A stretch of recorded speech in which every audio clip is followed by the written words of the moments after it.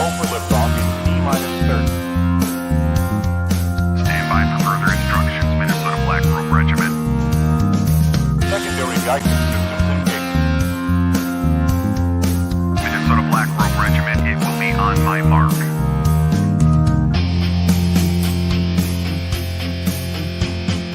All systems are a go. All systems are a go. Minnesota Black Robe Regiment, you are over the target. You are authorized to fire at will.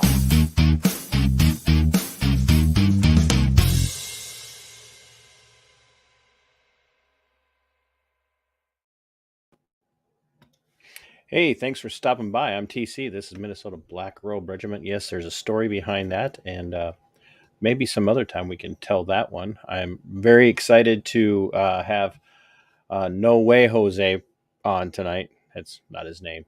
That's the name of his podcast. But if you haven't checked out his content yet, you really need to, because the stories that he has, and when I say stories, of course, I mean truth. He has a massive amount of truth tellers on his show, and I'm going to throw this out there. It's uncomfortable truth for a lot of people, because a lot of people just aren't ready to hear challenges to their preconceived notions and their presuppositions of everything they've been told their entire lives.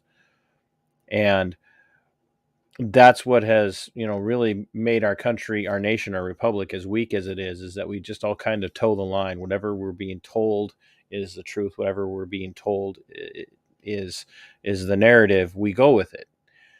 And we oftentimes approach it from a left versus right perspective. And when somebody comes along who maybe professes to be of a like mind as us, who then starts to break the narrative down, it makes us really uncomfortable, because we exist in these echo chambers, and they want us to stay there. They want us to stay in these echo chambers.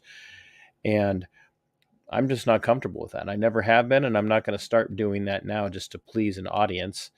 And that's kind of the way my guest is. He doesn't tell stories that make you comfortable. He doesn't tell you stories that are meant to please you. They're meant to awaken you, and they're meant to drive you towards the truth. So real quick before I bring him in, check out the merchandise right here, and the coffee especially.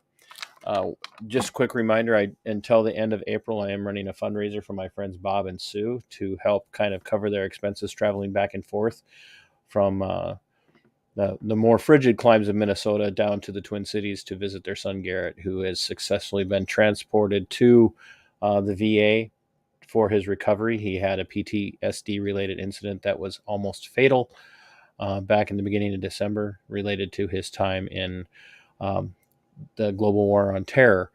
And we are praying, sending positive thoughts, vibes, whatever you guys do. That's what we're doing for Garrett, and which is why you will also hear me talk so much about Defend the Guard and the Defend the Guard legislation. That is a big deal right now. So if you want to support my fundraiser, anything that you buy from me, merchandise, 15% of my proceeds until the end of April will go to Bob and Sue. And anything from my StreamYard, anything from my YouTube or Rumble proceeds will also go to them as well, up to 15% of those. So without any further ado, I am going to bring in No Way Jose. Thanks, Jose, for doing this tonight. I really appreciate it. Oh, yeah, no problem. I was glad to come on. I've been, ever since my appearance on Timcast, I've been inundated with requests to talk about the Oklahoma City bombing stuff, which is funny how that works, because it literally was just a couple sentences and a T-shirt that kind of set it off, and kind of, and I appreciate the kind words you gave, but I do want to be clear. I'm just a guy that kind of just got lucky in the right space. Like, the funny thing is, it wasn't, I don't even think it was necessarily my No Way Jose show that probably really opened the door for me to get on Timcast. I think it was actually more my other show, because I am a co-host of a show where it's like offensive comedy type stuff. So if you're like into comedy shows, like I wouldn't be talking about the Tower Gang, would you? Yes, Tower Gang. So like it actually weirdly was the Tower Gang that like I think opened the door and kind of got us in there and what got them interested. But I just also most of us in Tower Gang have our own separate serious shows. Like we're this weird hodgepodge of like guys who are really into like political theory that also are kind of somewhat normal people that like to joke around and have fun. And we kind of developed a camaraderie over time, and we have really dark and crude humor. And so we decided we'd start a comedy podcast as kind of like an outlet just for fun as our separate thing. It also kind of was like the tie that binds us, but most of us have our own like separate serious ventures, somewhat serious ventures that we're going to. I'm actually probably one of the smaller guys from that show, at least bottom rung, because we have Clint Russell, who is the Liberty Lockdown podcast. Absolutely. Who he's got a pretty dang big profile now. He's probably the biggest profile of all of us. I just had him on a couple weeks ago. You had him on your show? Oh, cool. I didn't realize you had him on. That's cool. Yeah, he's been on like Timcast like multiple times. Also, my buddy Reed, who was the guy who came with me. He's a Tower Gang guy, and he's definitely got a large profile. But not that Reed has time to go anywhere now, because it sounds like he's every time I turn around, I'm checking on him. He's out there trying to fix somebody's comfort levels with his job. So yeah, he's a real blue collar guy. He hasn't been as involved with podcasting lately just because he's been focused on that. And I get it. He's very much a touch grass type guy. I got real stuff to do. I mean, let's be real. The podcasting is like, I mean, if you're talking about like real world work or talking on the computer, like which makes you the money? Yeah, which makes you the money? Which actually probably has more of an impact in certain ways. Because I do think there's something to like the hyper local, but I mean, for me, this is like it's a few hours, probably 2-3 times a week, right? So it's a pretty low commitment. Like if I had to like right now, if I wasn't doing this, I'd probably be watching TV on the couch. So it's like, you know what I mean. So if this was somehow cutting into like actual like work, real money I could be making from the family or something, then yeah, that'd be like, no, I don't know. Some things are more important. I think like priorities of my family, my local area, stuff like that. Right. I think that's the correct priorities to have in life. But, if you have a little bit extra time to work with, there's nothing wrong with doing something like this, Well, I'm kind of the sunk cost fallacy guy. I've put so much time into this starting back. And when I first launched the channel back in April of 2020, that now as much as I've given up because of it, I'm like, well, I can't stop now. So, but you can tell my audience is old. And for those that watch this on playback, I'm talking about you, because half of them are in bed. They're like, "You're doing a stream when?" Yeah. 8:30 Central? Oh, I'll be in bed. I'm like, what is wrong with you people? Yeah, I can sympathize. I'm getting a little bit older. My both my daughters are getting really into soccer now, and I was actually like a really good soccer player back in high school. I was like all state and stuff. I mean, I haven't really kept with it in my older age, but like God, now they're both getting into it, and they're getting pretty good. So it's like I'm getting the work done. It's like one of those things where like I still got it, but it's like getting some like I'm like 30 minutes in. I'm like, your children are kicking your butt. No, I still have them outskilled, but they have the stamina. Right, exactly. You could have all the skill in the world, but if they can outrun you 3 hours in, it's over. Oh no, I got them dominated for the first 30 minutes, but then they start to take over. Proud of yourself dominating those girls. That's not very hard. You patriarchal misogynist, you. They're 13 and 10, so it's pretty easy they should they'll get over it. Yeah. So you started your show. You've kind of had you've run the gambit as far as the topics. You come from a libertarian perspective, and at least philosophically or theory wise, but your show is unlike a lot of the other libertarian centered shows out there. Your show has taken on a bit of a deep dive perspective into some hot button issues that nobody really wants to talk about. Even people who kind of came awake to government malfeasance of the state over the last few years, who maybe weren't before. You were talking about some stuff that goes way back, Waco, Oklahoma City, which of course is going to be the brunt of our topic tonight. But you also then have, you've talked about Duncan Lemp is a topic, his story, the account of his assassination. And I agree with you. I think it was an assassination for whatever reason. It's what it was. You've talked about a lot of these things. And even on to the Michigan kidnapping plot, and the in the, in the setups that have been involved in those. How in the world did you find yourself drawn into that world? Well, I mean, when I started my show, I intentionally named it No Way Jose, which was completely a play off my name, which admittedly it's an open secret. My name's a pseudonym, but I just kind of a wordplay thing. I like rhyming. I like alliteration. So I want something along those You lines. mean you're not a Northern Puerto Rican? Yeah. No, I like to joke them Argentinian because then people go, wait, what? And, like, be like my grandpa spoke German because it goes a little conspiracy route. Oh, no. Stuff like that, just to throw them off. Oh, Just to I see bet where you they're do at. I bet you do get the looks, don't you? Yeah, just to see if they're connecting dots. Wonder what kind of person I'm working with. If someone who goes, oh, okay, and it's like, oh well, you're probably no fun. I haven't really gone down these weird rabbit holes before. Yeah. How could you possibly be any fun to talk to when you don't get my weird, obscure jokes? Yeah, for those who aren't aware, that is a conspiracy theory. I don't really know much about it. That Hitler escaped to Argentina and some of the other Nazis, and so there's Well, a lot of Nazis actually did, but which was supposedly. ironic. I mean, I've never gone deep down that rabbit hole, but it is my understanding. It seems credible, but that's not something I'd assert because I've never really gone down that too deep. But it does seem the case. There's a large German population for some weird reason in Argentina. They arrested the Mossad arrested is it Heinrich Himmler? Oh, did They kidnapped him out of Argentina and took him back to but took him to Israel to stand trial because he was one of the people that escaped Nuremberg. And and which is really funny is that there's also a very large contingency of Jewish people in Argentina. So, yeah, I don't know. Maybe you should dig into that one. It's right up. Yeah, I don't know. I mean, I guess that'd be a fun one to go down. I'm not against it. I'll tackle any topic. I mean, really, when it comes to topics like that, like it would have to be like there was an expert that came to me. Like there's certain things I like to talk about just randomly. I guess I run more of like an interview show typically. I guess the point I was getting with the No Way Jose show is I typically I named it that because I didn't want to make it like a libertarian show. I really just I didn't want to tone myself on one thing. I just want to talk about whatever I want to talk about, whatever things interest me, and that tends to be things like libertarian theory, anarchist theory, agorist theory, conspiracies, and I typically lean towards like real world conspiracy. Not when I say conspiracy, I don't mean that in like a disparaging way. Did we really land on the moon kind of conspiracies or things? Yeah, I mean those are fun to go down. I like to do that on my own time, like listen to podcasts like that because I just find that interesting to kind of do those mental, I almost said gymnastics, but that's not what I mean. But like mental exercise, kind of like open your mind and be like, I don't know, right. what sources you have, what are you working with here? And then like you can be like, well, I don't know, that sounds a little crazy, but whatever, that's interesting, I guess.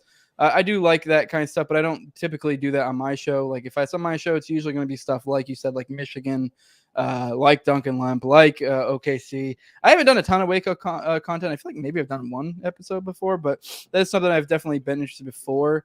But when it's like those type of real world conspiracy stuff, I guess I have more of like a care that I get it. When you're dealing with like facts and like it's a little bit different when you're talking about theory. You're almost like waxing philosophical with someone. But when you're talking about something like like Oklahoma bombing, it is there's a lot more like you need to be more concise, more facts, more sources, stuff like. And I'm not saying it's objective. It's objectively real. There's Oklahoma City happened. It's real. What we don't know objectively is who, what, when. Well. Yeah, we know a lot of that. We know the win.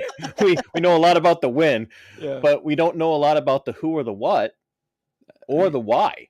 We know a decent amount of who, enough to be concerned, and the whys we can conjecture on. I guess that's when it comes to like the facts on the ground, though, it is kind of like you do want to try to do your best somewhat. Right. And this isn't me saying I'm some like fact Nazi. I do my best. I'm not the sources guy. I'll fully admit that. So if I say something somewhere and you're like, I mean, don't get me wrong. Be like, let me know. Like, if someone out there ever sees me making a fact that you seem to be incorrect, if you can, whether it's a DM or whether it's just on Twitter, let me know. But I mean, don't be respectful about it, because like I'm not the sources guy, but like I have sources guys. I'm like more of like the in between, I guess, if you will. Like, because I do tackle wheelhouse of topics. It's really hard for me to be like to try to essentially position myself or tell people that I'm the Right. expert on any given topic. I'm not. So I'm fallible. I will make mistakes. I try my best to but at some point I am split a million different directions covering different things. So, but I typically try to find, if anything, I feel like my role is more like finding people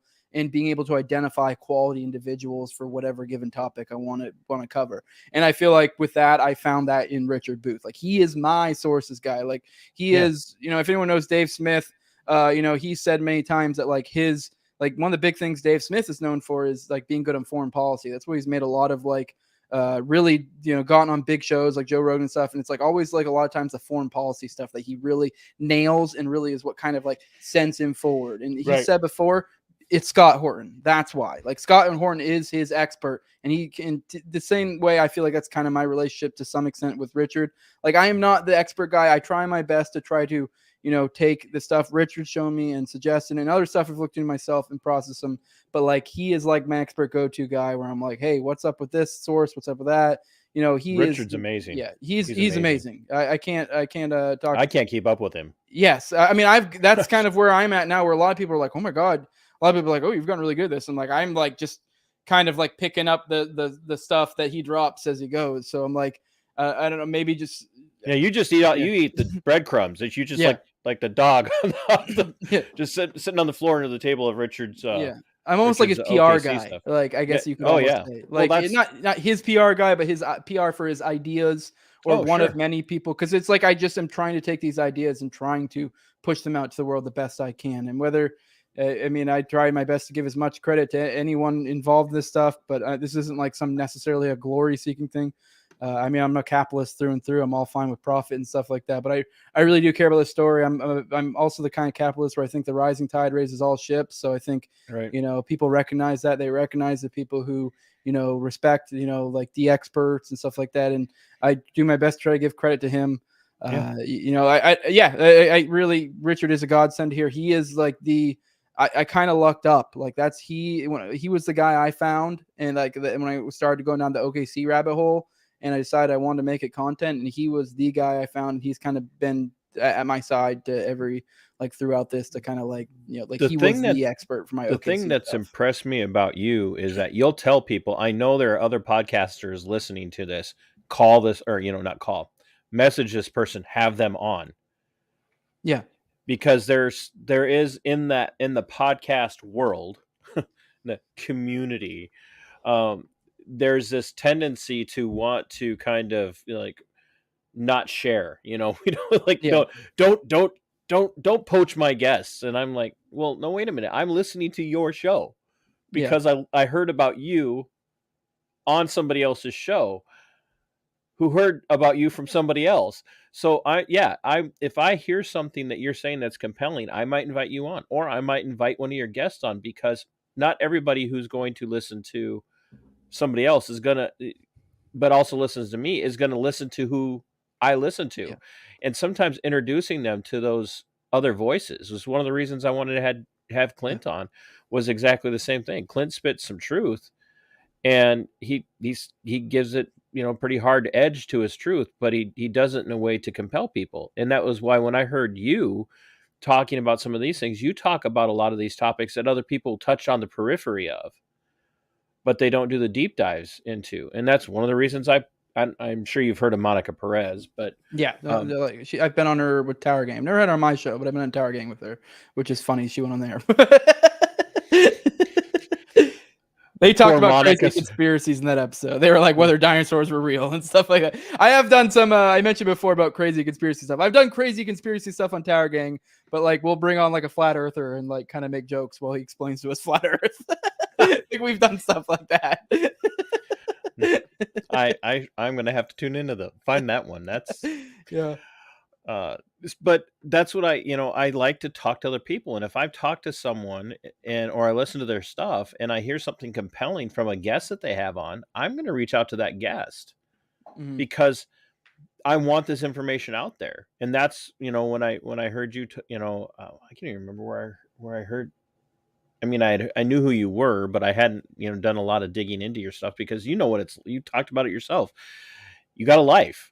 I just happen to be fortunate enough where I spend most of my 8-hour workday with the ability to be alone and either read through audiobook or listen to lectures, listen to speeches, listen to podcasts. So I'm able to do a massive amount of research. Yeah. And when somebody suggests someone, I go and dig into them. And I just started listening to reading Terror Factory, because I've heard you mention it Great now book, yeah. numerous times, and it's a phenomenal book. And the thing that'll blow you away, when you're probably the wrong use of terminology there, but the thing that'll just knock you off your feet when you dig into that book is everything that they started after 9/11 against Islam, Muslims here in the United States, they're now using against people like you and me. Yep. They're using those exact same tactics, only it's been ramped up to an even exponentially worse level than what it was than what they did with and it was bad what they did to the Muslim Americans. Yeah, it was or even ridiculous. Muslim immigrants. It Yeah. was bad. It's even worse now. And that's why I wanted to have you on, because I know one of the things that really got you going with some of this was starting to look at OKC. So how did you even get interested in OKC? I mean, how old are you? 31. Yeah. I was born in a 0 year, so it's really easy for me. So once I got past, like, I don't know, 25, I just stopped kind of caring. And then once I get past 30, I just know in my head, well, I'm over 30. Just which 30 is it? Like, I don't know, I guess I just don't care once I get to a certain age. I mean, because I have kids too. So it's like my birthday, my age really means nothing, especially when I have, as a 31-year-old. Wait till you hit 50, bro. Yeah, as a 31-year-old with a 13-year-old and a 10-year-old, it's kind of like I just feel older too. So I'm just like, I don't care what age I am. wait till you turn 50 and you start having grandkids. Yeah. That'll. That is a cool thing. I was just talking to my wife today. It's like it is kind of cool that I don't like. A lot of people have experienced like their parents dying and stuff, and like I mean, obviously my kids will at some point, but being as we're only like 20 years older, it'll be like. He'll be old anyways, likely, hopefully, My kids will be old when I'm old. Yeah, exactly. Yeah. Well, whatever. Who cares? Like, I'll be sad, but whatever. So, yeah. How did you get started down the OKC rabbit trail and into the hole? I mean, to really, what sucked you in? Was there something compelling about the story in and of itself? Or did you observe something in culture, society, politically, philosophically that really kind of drew you to that story? I mean, these kind of stories naturally kind of compel me as it is, considering, I guess you could say it comes from my political kind of, stances or my theory on the matter, being like an anarchist, a libertarian, all these different terms, whatever, they mean to you for those out there, anarcho-capitalist, agrist, these are all the labels I can throw that kind of describe me to one degree or another. But, right. These type of things already naturally kind of appeal to us because even if you aren't a full on anarchist and you're just like a normal libertarian or even if you're like a constitutionalist of some type, you do have this natural distrust of government. And so, you see these things and, once you start getting more tapped in on these different things, once you like say the surface level most people get at is when you start like analyzing different wars and you realize like, hey, well, what set off this war? What set off that war? And it's always seems to be some fishy event that seems to, set forth, tensions and keep it going, what is it, like the USS Maine? I forget which thing that was in. There's all sorts of different Spanish-American War, yeah. Like even the 9/11 is fishy. Like I'm not saying that like necessarily that it was like I'm not saying some crazy holograms or that it was completely an inside job. I don't know. I've never gone too deep a dive on it, but the little bit I have done, it's undeniable that we covered a lot of tracks for like Saudi Arabia and all different weird stuff like that. So it's like at the very least, it was something they capitalized on. So once you start realizing these trends, you start like kind of be like, well, I don't know, maybe I shouldn't just take the surface level, what the mainstream or whatever people are saying for each individual event. I'll look at it with a critical eye. I'm not saying you should like immediately assume, everything's a red flag. I mean, I don't know. I guess once you start getting really tapped in, you do get to a point where like you do notice patterns and you're like, and I'm not saying you should immediately assert something is that, but you could be like, I don't know, sending off a few signals, making me think about it. Like everybody's a glowy to me right now.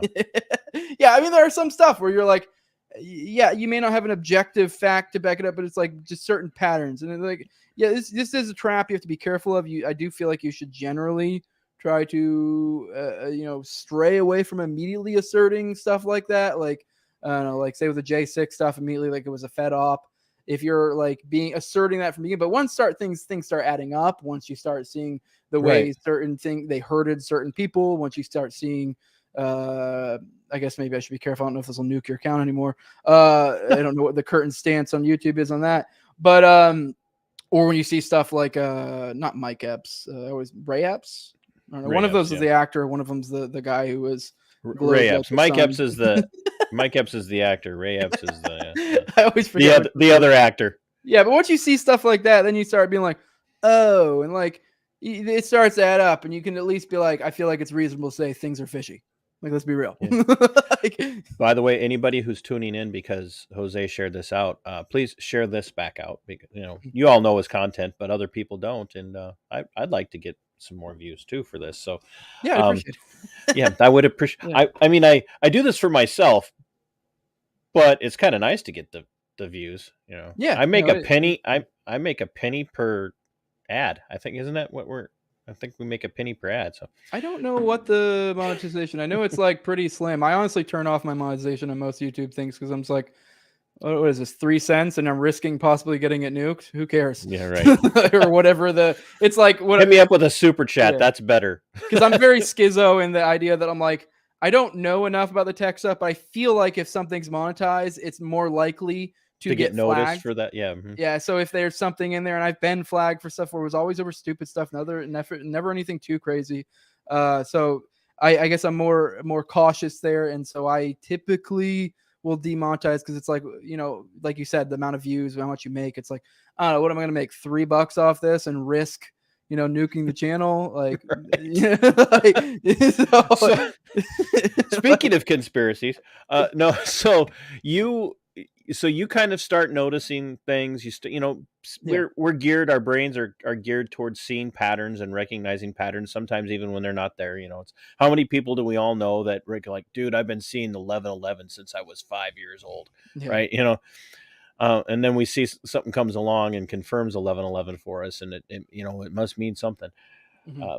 But so we see patterns, we see these things. This is what happens to you. So you start digging into OKC. How did, on your own, were you like, okay, this is just too deep, I've got to find another source? Or where did you start digging?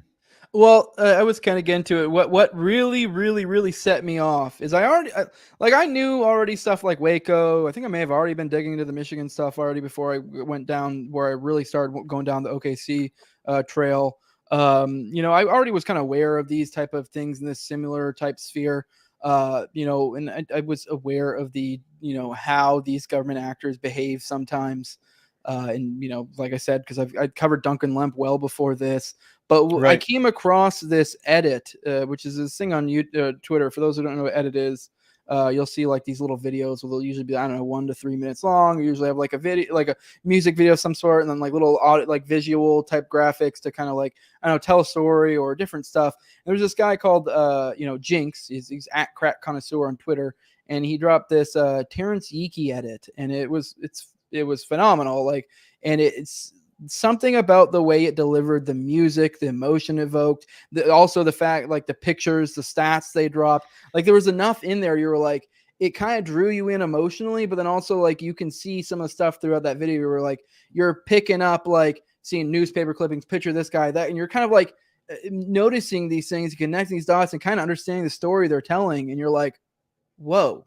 Mm-hmm. Like for me, I was like, what? Because I hadn't heard about Terrance Yeakey before. Like maybe I had heard about him a little bit here and there, but like it seemed semi-familiar. I don't know where, but this really lasered me in, and just like I was like, what is this? And then I started looking into Terrance Yeakey. From there, I started digging in more. And I don't remember at what point when I kind of threw in the towel and I was like, whoa, this is content I want to cover. I need to find an expert. But I mean, once I started digging, I realized how expansive it was. So I'm like, I don't know. I knew initially, I think I intended to do like 1, maybe 2 episodes with Richard. But once I started once I brought him on, I realized like how deep it went, and I went even further. And I was like, we're going to go get like basically the bottom of this and cover every aspect that like within reason. Like, I guess we haven't followed some rabbit holes, but we've covered at least the main stuff. We've done like over 10 hours. But yeah, when I first started, I think whenever I first decided I want to make a content, I did put out a tweet and I was like, hey, like, oh my, I don't remember how I phrased. I don't know if maybe I quote tweeted the Yeekey video or whatever, but I was kind of like, whoa, stuff is crazy. There's a lot going on here. Like, I would love to cover this on the show. Who would be the best for it? Kind of like asking around, because I know people. I might have tagged a few people that kind of I think would probably be in the know of this type of stuff. Maybe I tagged Scott Horton. I don't know. I think it's him, Scott Horton, maybe somebody else as well. I think, and like immediately were like, hey, get Richard Booth. Like, he's your guy. And those who don't know, Richard Booth is essentially the crypt keeper of the OKC archive. On the Libertarian Institute. He has everything. Yes. He is everything. Yes. He has compiled throughout over decades pretty much everything he can get his hand on and tried to organize it in the best way possible so that it's and has made it basically almost everything available on the libertarianinstitute.org on their OKC archive. I forget if it's like /OKC or what. I probably should remember that website address. It's easy enough to find at the Libertarian Institute, no matter what. Yes.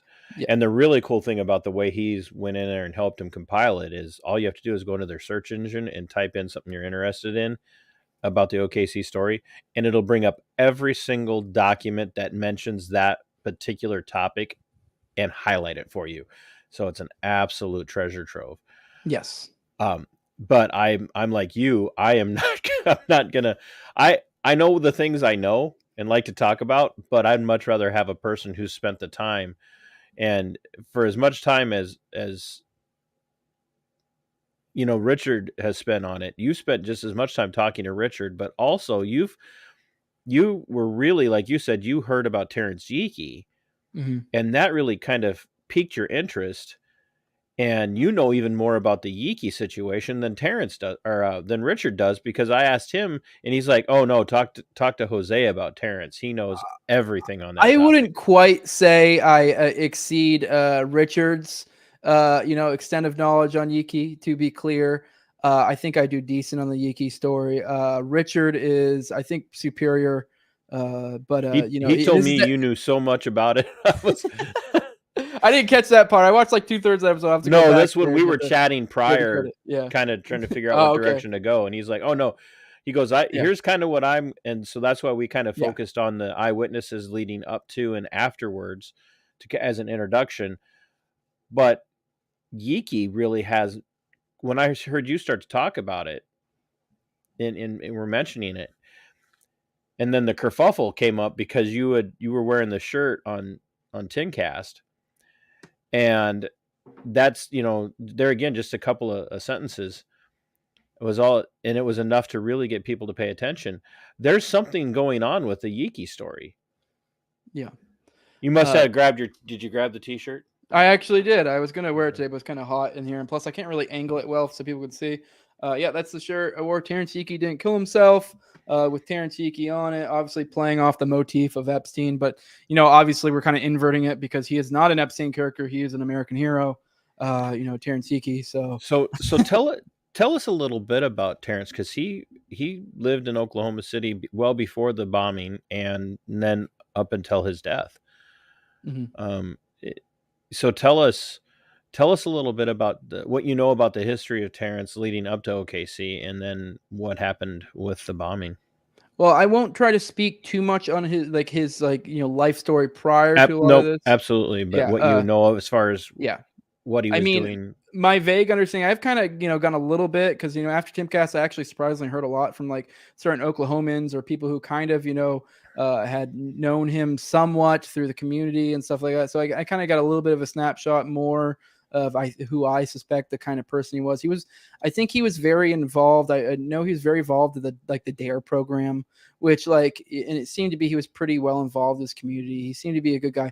And I'll be very clear. I know probably a lot of chance anarchists out there would be like, may want to be all cross and look at him badly, but let's be real. In the mid 90s, the DARE program, a lot of people thought, I think a lot of people really thought it did good. And I know there's been a lot of people come out today and said the DARE program was almost like a, almost an almost like a propaganda outlet of like the drug war. I mean, don't get me wrong, I don't think kids should do drugs. I'm not saying kids should do drugs, but like I know we're typically very against the drug war, but like, let's be real. During that period of time, there were a lot of people, and even now there were people who thought, hey, we're talking to kids, we're telling them like drugs are bad, blah, blah, blah. I know there's been a lot of stats out there that have shown that like, making kids aware of drugs that age may have actually had the inverse effect to some extent. I don't know. The heck you say? How could that possibly be? But either way, I see that, and I kind of see it as an endearing thing. Like, I think he was probably trying to do, try and get involved in his community. He's probably trying to make a good difference. I do think, once again, being the anarchist libertarian types, we typically aren't a huge fan of cops. In my ideal society, we would have cops, but it would be like private cops, not like government cops. Be a little bit different. But there's a distinction to be had there. But I do think there are people who become cops. I believe you said you were before that, do have this idea of like, I'm going to do the right thing. And I believe you kind of became kind of disenthralled with a lot of the like the law enforcement type stuff. Working in the correction end of the law enforcement community for a local sheriff's office, I went into it. I was back to blue. I was like, I used to bash First Amendment auditors and things like that, and the longer I was in the career field, there again, just on the detention end of, I was a deputy, but I was on the detention end. But I think more than anything, I was seeing what a lot of guys out on the roads won't see is you may feel like you're just out there doing a job and enforcing a law. I'm watching how these guys are getting railroaded from the time they get arrested to the time they end up going to prison. And that was started to become very eye-opening for me. And then 2020 rolled around and I was like, they're counting on all of you out there with the badge on to enforce all of this for them across the country. And I, I'm a vet too. So, I really take the oath, seriously, not in that, weird way that will get you investigated. But I took it very seriously, and it ended up getting me investigated, and so they tried to terminate me, and we came to loggerheads, and there was an end to it. But it just really it blew the scales off my eyes as far as the blindness to what law enforcement at all of her levels, the criminal justice system at all of her levels of the state, whether it be at the municipal state, the county state, the state or the federal state, it's not what we think it is. And you see this play out in Michigan, you see this play out in Waco, you see this play out at Ruby Ridge, you see this play out the Melhorn Game Reserve, reserve in Idaho with the assassination of Lavoy Finicum. You see it play out down at the Bundy Ranch. You see this play out just over in Ruby Ridge, over and over and over and over and over again. And I think OKC is a really good example of that. But what you see from what I've heard from you is Terrance Yeakey was the antithesis to all of that. He actually gave a damn. And OKC was hard on him. Yeah. I think one reason why I kind of sympathize with, well, maybe you might be able to sympathize or understand this being with your law enforcement background.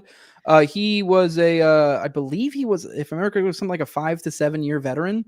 So I myself, I don't know if you're aware of this or not. Not that I don't usually, publicize it too much because I don't know. I just feel like I'm not really a guy that, makes a big deal of broadcasting it because hell, I was in the Air Force. I did 11 years active duty Air Force, but like I was an aircraft mechanic the entire time. So I did get very sick of it towards the end, and that's part of why I left. I had multiple reasons, but like I think like right at that 11-year mark and probably right around the 5-7 year mark is when you start making that transition, at least for me is what I noticed. And I feel like it's probably a similar parallel with, the law enforcement world. They typically have a similar type rank structure where you go from this, like actually being the guy that's like, doing the job, getting the mission done, doing the things that, and you kind of have this ground level view. And a lot of times it's easy to see that rose colored glasses because you're like, you're with your boys, you're getting your hands dirty or you're, or you feel like you're doing the right thing, whatever the thing is. Right. And then you're right around like that, like probably 5 to 7 year mark ish is when you start making that transition from that on the ground level to like middle management to like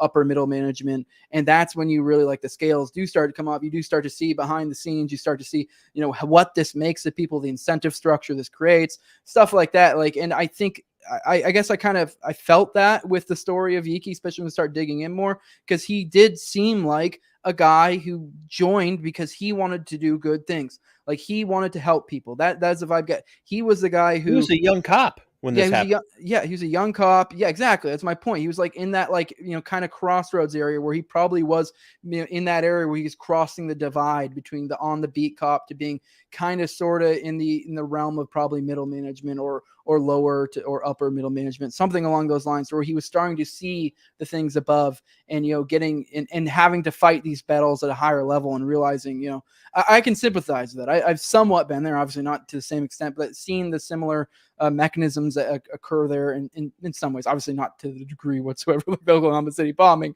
but you know, you get what I mean. So I sympathize with them. I can see how the area he was at, like the conundrum he was at, where I think he joined law enforcement, wanting to do the right thing, and then he kind of got put in this area where the nasty reality of what the state is came at him, and he was in a position to where, like, do I do the right thing?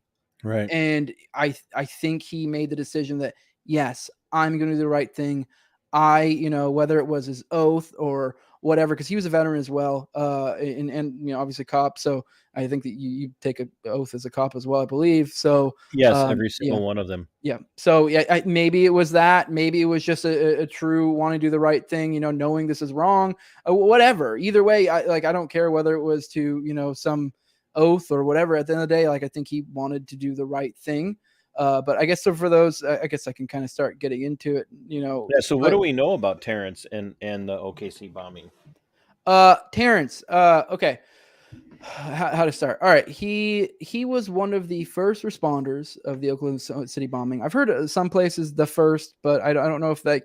I feel like when people say that, I don't know if that means he was part of a group or part of the first batch of people. I don't know specifically the exact specifics of one time. He was one of. He was on the scene early on. Yes, he was one of the first people in the scene. You know, rushed there. He saved, I think, at least 4 people. He ended up becoming injured. Fell, I want to say 2 floors. I don't remember the exact nature of his injuries. He left the hospital shortly after. I mean, that's actually kind of where it gets a little bit juicy, because he gets. So wait, he's in the middle of rescuing people within moments of the bomb going off. He's going into this building that's, I mean, we know for a fact it was collapsing for days after the bomb went off. And the hours following, it was unstable. And he's going in and he's rescuing people through this. Yes. And he falls at least 2 floors. Yeah, I believe the rescue process. That's what I recall. Don't quote me on it. I believe that's what it is. You know, he fell at least a floor. So he did injure himself. He ended up in the hospital, saving people, you know, through some way. There are some stories that I wish I could recall them well, of the stories of people's accounts of him saving them. He was, and there's also stories of other, you know, I wish I could remember where. Maybe it might have been in that CNN article, actually. Maybe other places as well. Where there are people describe, you know, character to the kind of person he was. Like, he was a big giant, like he was a giant, like he was a big man. Like, I believe he was like over 6 feet tall. He was kind of built like an offensive, like, not, I guess not an O lineman, maybe like a tight end type deal. Like, he was a little more lean, not like fat. He was like country built. Like, he wasn't like ripped or anything, but he was built like, you know, he was a big boy. Like, he was over 6 feet tall. If I had to guess, I'd say he's probably over 250. He's a big boy. Like, there are accounts of him doing some crazy physical feats. So he was scooping people up and he was saving lives. Like, he was legitimately a action hero. He was a real hero. Yes, like in every way. He was actually doing heroic things, not just a hero for being there. Yes, and he saved multiple people. As he was leaving the hospital. One of the big things is his ex-wife, Tanya Yeakey, almost said his name. Tanya Yeakey is also the mother of his 2 children. They seem to be in a good point in their relationship, to the extent to where she was the one who picked him up from the hospital. And like one of the things she said is one of the first things he said to her when he picked her up was he seemed kind of upset and he clearly wanted to get out of there, seemed agitated. And probably one of the most notable quotes from, her interviews on the matter is he said, Tanya, like this is Terrance saying it, it's not what they're telling you.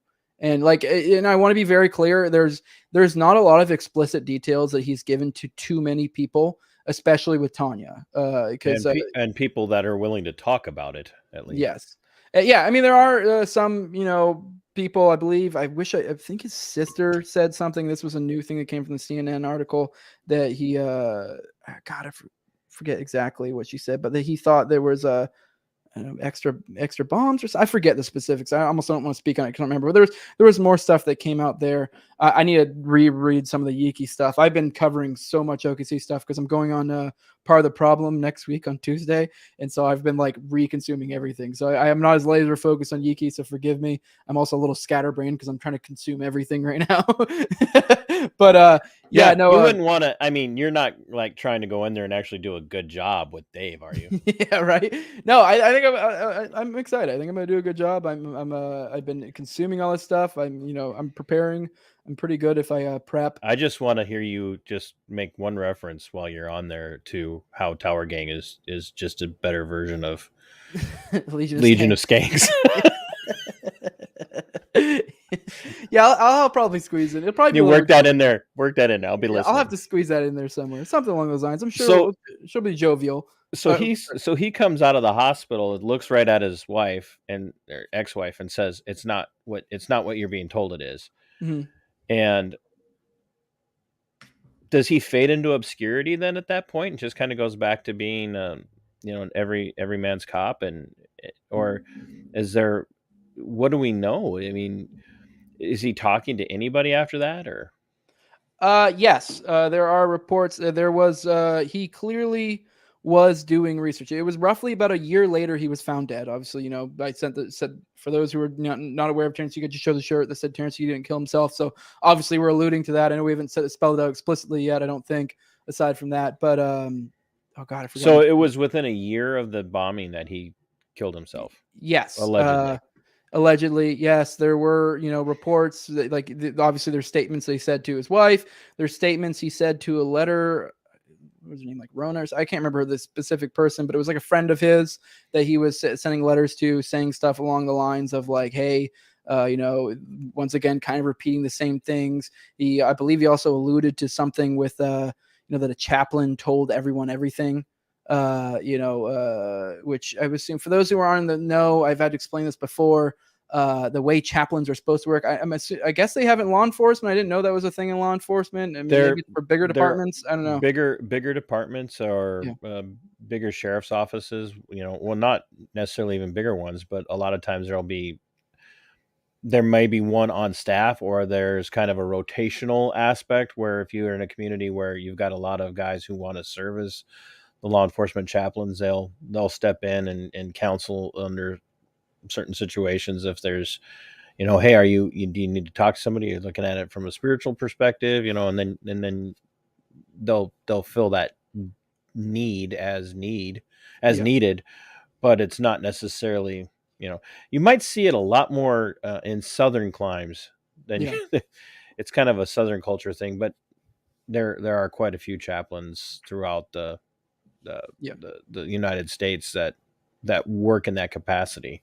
Yeah, but I guess for the audience that aren't in the work, at least this is how it's supposed to work for military. The concept of chaplains, I assume it's probably similar for cops. Those departments that have them is they're essentially kind of take the role of a priest or a confidential psychiatrist or I forget your one's medicine. Essentially, someone you can talk to safely without having to worry about. Yes. That's the key thing is the idea of that you can talk to them about, and the whole idea is that they are a separate, they're not even allowed to report to your commander or anything. Right. Like they're not, like, I think there are specific things if you're like going through specific mental health, that might not even be chaplain. Actually, I think chaplain's completely disconnected. I might be thinking of like the mental health stuff. Even with the chaplains, unless you are talking about hurting yourself Yes. or someone Yeah. else, Yeah. they That's what I was getting will at. That's the keep only it to time they would. Yeah. themselves. Yeah.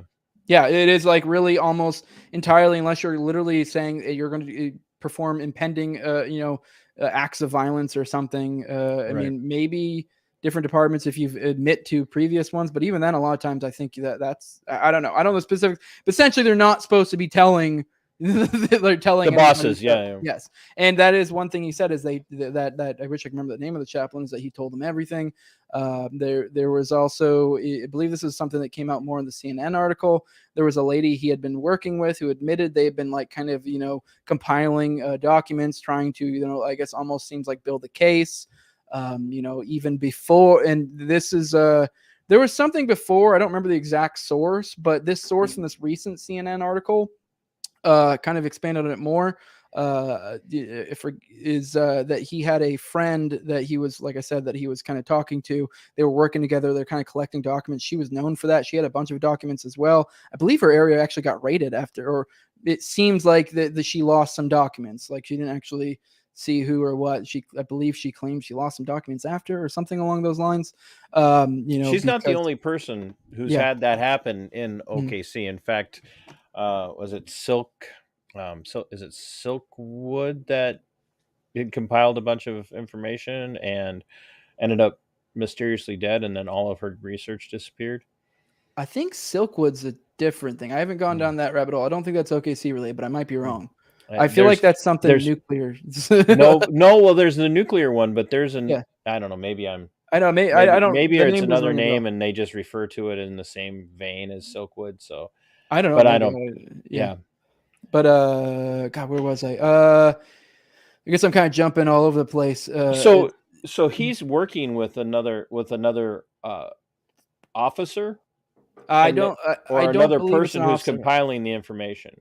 I believe it's someone compiling information. If I remember correctly, it was some lady who just I don't know if she had someone who died in the bombing, but essentially she was kind of helping out people. Kind of almost, it seemed like almost like a borderline support group. They were also kind of, it seemed to be a group of people that maybe didn't completely trust the narrative. She was compiling documents, stuff like that. Also, to your point about things disappearing, that also seemed to happen with Terrance as well. Shortly before he died, he came to Tanya, asked her if he could borrow her VCR. He had his own VCR. She and like, for those who aren't aware, I don't know if Richard talked to you about this in your episode or not, but this is, I mean, I'm sure you're aware, you're old enough to remember. I mean, I'm old enough to remember, is how you would, kind of, I mean, today we have things like CDs, you can burn CDs, Yeah, you you'd can use record from USBs. VCR to VCR. Yeah, that's how you would transfer videos and stuff like Hmm. that. And so he clearly, was trying to copy something, and he actually then left the copy. It seemed to be the copied tape with the VCR with her. And I think either the video was gone or the video and VCR were gone after. Shortly after, they just disappeared, and she didn't know where they went. Which is, and I They think just disappeared out of her custody. yeah, exactly. There seems to be, there are things to imply that this happened, in a few different cases where it's just like, well, that's weird. This disappeared. So he's asking questions, It and seems to be. Yeah, go ahead. Sorry. and they're compliant, and then he's with this other gal, and she's compiling information. And this it was 95, right? Yeah, 95. Yeah, well, I It mean, was probably like 96 by this point, but yeah, Yeah, but it's 95 when this happens. the It's OKC not bombing. like Yeah. getting on the internet today and going to any search engine of your choice and diving down below the top 10 returns. Like, this was compiling information back then. You were still doing it by hand. Yes, very much. You were actually gathering files, and not just a file on a computer. You were gathering files and photos and all of this. They're all doing this. Terrance is putting stuff together clearly on video. He's putting together videos, and a year later he's gone. Yep. He also made comments about and I believe this may have actually been, I don't remember if this was to Tanya, but I'm almost certain this was in the letter there's an actual letter out there that he had sent to a friend. I'm not sure if this is the same one that he was compiling documents with. It might have been a different person, where he was God, what did I just totally lost my brain? I'm so airheaded today. What the hell did I just say? I lost my train of You're thought. a letter where he had made a statement, and because I had said a year after the bombing, he's gone, he's dead, and you said he communicating like I'm not suicidal to people, or Oh no, I remember what. I mean, I can come back to the not suicidal thing. I'm very scatterbrained. I don't know what's going on, but well, it's past your bedtime, so it is a little bit actually. I'm tired. I've been exhausted. Got a lot of stuff going on. But no, what I was getting at is that he did remark to them that he found it very fishy. I don't. Obviously, that's not a direct quote. But essentially, the sentiment he was expressing is that it was weird that when he first got there, the ATF was already there in their riot gear. Which, mind you, I'm sure you probably covered this with Richard. The ATF was not there at the bombing. So they, in the aftermath of it, like they weren't there for the actual bombing. That's a whole other intrigue we can go down. The EOD, the explosive ordnance disposal for the local law enforcement, had been on scene hours before, then disappeared, then the Yep. bombing happens, and then the I believe ATF that was at the courthouse at the courthouse across the, across which the a lot of people street. thought that was the original target. Yes, but So they're there, then they disappear, and then the bombing happens, and then the ATF is on scene, like exactly in full riot gear before Yeekey even arrived, who was one of the first responders to the actual bombing. So the idea that the ATF, who wasn't there that day, somehow showed up in full riot gear before like the on the beat cop, like one of the first people, is insane. Like it doesn't make sense. Yeah, where in the world had they been that they were? That's what? Yeah, I believe their explanation, which I'm assuming you probably covered this, Richard, was that part we didn't talk about. Oh, you didn't talk about the ATF not being there? Oh, yeah, that's something. There's a whole thing to that. They well, Richard's going to come back on, so maybe we can dive into the depths of that. So he comments on this. He says, before I even got there, the ATF is there, and they're all in their, basically, for lack of better terminology, the SWAT gear or whatever. Yeah. And so he's noticing this. That's got him asking questions. Yep. So he starts to dig into it, and now he's talking to other people that are having a lot of the same questions. Yeah, and a lot of people do. Their thing is they ask is like, well, what could Yeekey have known that question the official narrative? I mean, there's a few. For one, I guess there are a lot of researchers who think he may have gotten a hold of the surveillance tapes, because I mean I feel like you guys must have covered surveillance tapes. That's pretty essential. Maybe you didn't. Did you guys cover the surveillance? We literally were talking about the witnesses leading up to and the witnesses after, and then we talked not quite a bit, but we did talk about Elohim City and some of the people that were involved with Elohim City. So like this is and that's what I want people to understand. Like I've had Richard on, now I have you on. And there's so much. Every single freaking thread that you pull on this pulls you over to another thread to pull. With document. It's like there's just thread after thread after thread, and you can't if you start down following one thread and then get sidetracked by another thread, you'll never get back to your original thread because it will pull you that deep in. Yeah. And if that is happening for us, basically 30 years later, imagine what it would have been like for a cop like Terrance Yeakey to notice something like the ATF on scene in SWAT gear, responding before anybody else has. And that had to have been an unraveling moment for him when he could sit back and process it after getting out of the hospital. I don't see how that doesn't cause you to go, what the hell? How are you there that fast? And I'm sure he was aware the ATF wasn't there as well. Like I would assume he probably after the fact realized they weren't there.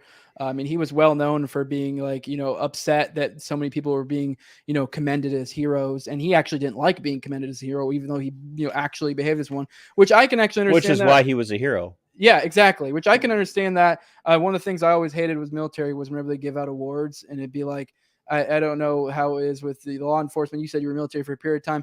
It really is like awards. When you've been in long enough, you get callous to it and you become jaded to the whole award concept. For one, I don't like the idea of being extrinsically, someone who's extrinsically motivated like that. But even then, like you do get to a point where you realize it's almost borderline a boondoggle to where they just kind of, it's almost like most of the time. And don't get me wrong, there are legit. It's a awards lot of that- self-congratulatory Yes. backpacking. Yeah, and a lot of times it's Or like this guy back hardly patting. did anything. You know this guy, Yeah. you work with this guy. I mean, don't get me wrong, sometimes good people get awards, but you see to the extent of how this works, it's I yeah. saw just to give lie or not lie, but give substance to what you're saying. I watched 3 people get a life-saving award for rescuing a dog that broke through the ice on a fishing pond. Yeah, Now, don't get me wrong, I love dogs. I do, but that was a big media kerfuffle. You know, the media had to be there for all of that. So yeah, you're absolutely right. It just becomes very much a self-congratulatory, pat yourself, pat each other on the back. Look at how wonderful we are because we're doing our jobs. Yeah. And the thing that drove Terrance nuts about this, which, I mean, if you've been in, like I said, he was a 5 to 7 year guy, you do start noticing these things. When you're fresh faced, you do kind of have this idea of like, oh my God, here's this guy who's been in 6 years and he got this award for this, and you're just kind of still starry eyed and like, oh, and then you kind of like see you see it when you've been in longer. Like, bro, I know how you operate. You don't deserve that award. Exactly. And so for him, and which whatever, it's kind of part of the game. You're like, whatever, I don't care. You usually get to the point, in that period of time. Yeah, we're just like, whatever, I don't care. I'm gonna try my best to do a good job. I don't care. Terrance wasn't like that. He just didn't. Yeah. He didn't want to be noted as a hero. Yep. And did he end up getting an award then after the fact? Yeah, he did get an award. I actually think he got it like posthumously. I forget the specific one. It was a big deal. I think he also got the key to the city as well for his heroics, but he actually never really liked any of that. So you think that he might have gotten some sort of award for his heroism after he died? He was, I believe, already scheduled to get it. Okay. So I'm not saying it was like oh, we killed you, now pat on the back, here's an award, something like that. I wasn't trying to imply that by any means, but he did. I wish I could remember. Medal of Valor. I don't remember the specific one. It was a big deal. It was something that was a big deal. And some of those awards are valid. People really do earn them. So yeah, but he was also seeing people that were being commended as heroes that he knew weren't even there, and that was he made statements about that and being upset, and which, like I said, you're already jaded to the awards process as it is, and then when you see stuff like that, you're like, what? Come on, like it's one thing when you're like, I don't know, whatever, he's getting some, kind of piddly award for, this or that. But it's another thing when you're like, you're literally getting an award for a tragedy that you were not there for. Not part of. Like that's disgusting. Like it just gross. Yeah, that's wow. Yeah. So he's talking to people about this. He's sharing his concerns within the he was OKC police, right? Yes, he was part of the OKC. Yeah, I was gonna say I didn't think he was sheriff's office. He was police department. Yeah.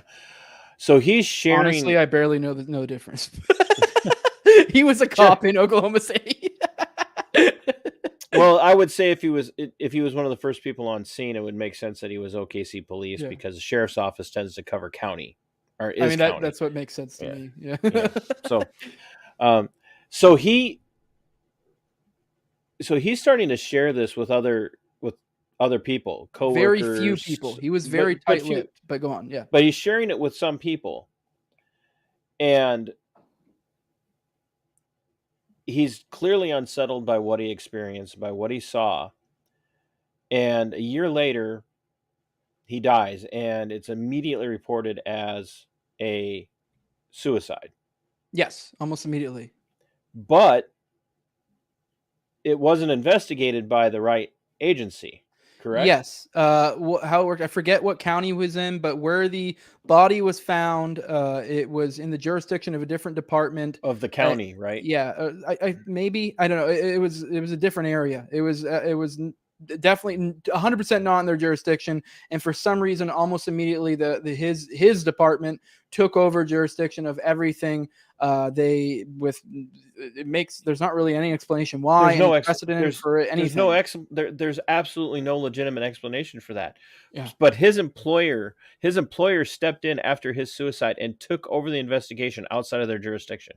Yes, and like I said, it was actually immediately. I forget the name of the person who found the body, but he called it in as like a murder thing almost immediately because he's not an idiot. Like if you showed up on that scene, you'd be like, that guy did not kill himself. Which I guess we can go to the details, just throw it out there then.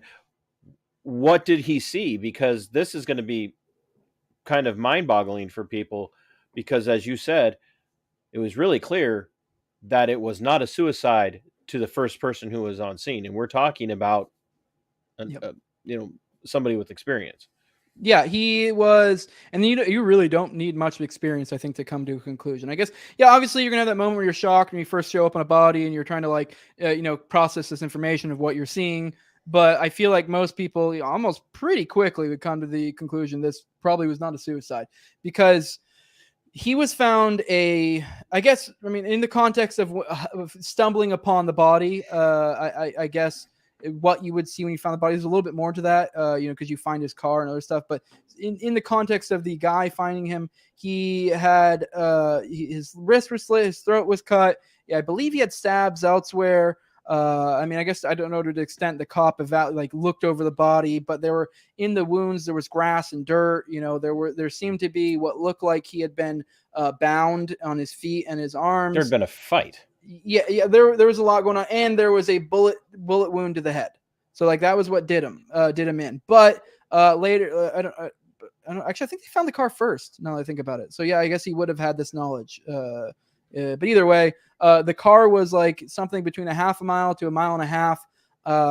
Most reports I see were like a mile and a half. For some reason, the CNN article went with a half a mile, which I don't know. For some reason, that was like one of the minor details that kind of irked me. But I'm assuming he just saw multiple different estimates of the distance between the car, and he probably went with the lighter one just in the interest of fairness. But anyway, at that point, a half mile to a mile and a half, when you're dealing with someone who's dead, yeah, but the point I'm getting at is his car was found, and I believe this is probably when they started looking for the body. I mean, I think they were already looking for him before, but either way, they found the car, and it was covered in over 2 pints of blood. I believe it had also looked like it had been kind of disassembled. I want to say, if I remember correctly, it looked like they may have tried to torch it as well. Whoever was there, I don't know to what extent how far they got with that. So yeah, there's a ton of blood. So obviously that indicates that all of this didn't occur at the spot they found the body, because he was at a minimum a half a mile away. And this was in a very woody, weird environment. It wasn't like a flat environment you could just walk to or easily, traverse from one to the other, especially assuming you've gotten two or more pints of blood. I actually looked it up yesterday out of curiosity, because I was wondering, I'm no medical professional. I believe I saw some, and this is just Google answers, that you can die, I think, at around I think at the low end is 2.5 pints of blood is when you can die, essentially. So I think you can survive it more. You can bleed out from, yeah. I think it's so probably, I'd say if you had to guess, probably 3 or more is probably when you're going to die. But 2 pints of blood, you're in rough shape. You've lost a lot of blood. Yeah, you are not in fighting. You are not in fighting strength at that point. Yes. So if we're assuming this is a suicide, then that means what you're telling me is this guy did that much damage to his body through obviously probably bladed type stuff with his wrist, and then walked at least a half a mile. Yeah, and then decided to then shoot himself in the head at that point after going through all from that behind. trouble. Yes. Yeah, that's the other thing, is it was at an upward angle from behind, kind of like this. For those who are watching the video, I guess for those who listen to audio. So he's got his. He would have had to put the barrel of the weapon. Yep, pointing that. down into his skull. Yep, from behind. Yes, so he. No one does that. Yeah, no one does that. I mean, you also got to think I'm not a super buff guy, but this is not a comfortable position for me. This is a weird way to shoot. I mean, I guess maybe I don't know. I guess no one does that. Yeah, no one does that. Weird. And then on top of that, he, like I said, he was a big guy. So this is weird for me already. Yeakey was bigger than I am, so this is already more awkward. And then on top of that, to add that, you can tell by, I believe it was the gunshot residue that they discovered that it wasn't point blank. So now to add to that, you're already having to be this. So that's just weird. Who does that? Where you can try to aim for your head from behind it's weird, So obviously it makes it look like it was some sort of execution. If I had to guess, likely probably a torture prior. I would assume these were people trying to find his documents. I don't know if I mentioned it earlier, but the lady that he talked to, I don't think I did say it, but I was leading up to it and then kind of forgot about it.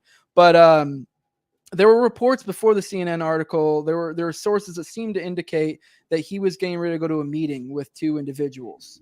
You know, I don't remember the specifics. And then there came out didn't make the more. meeting.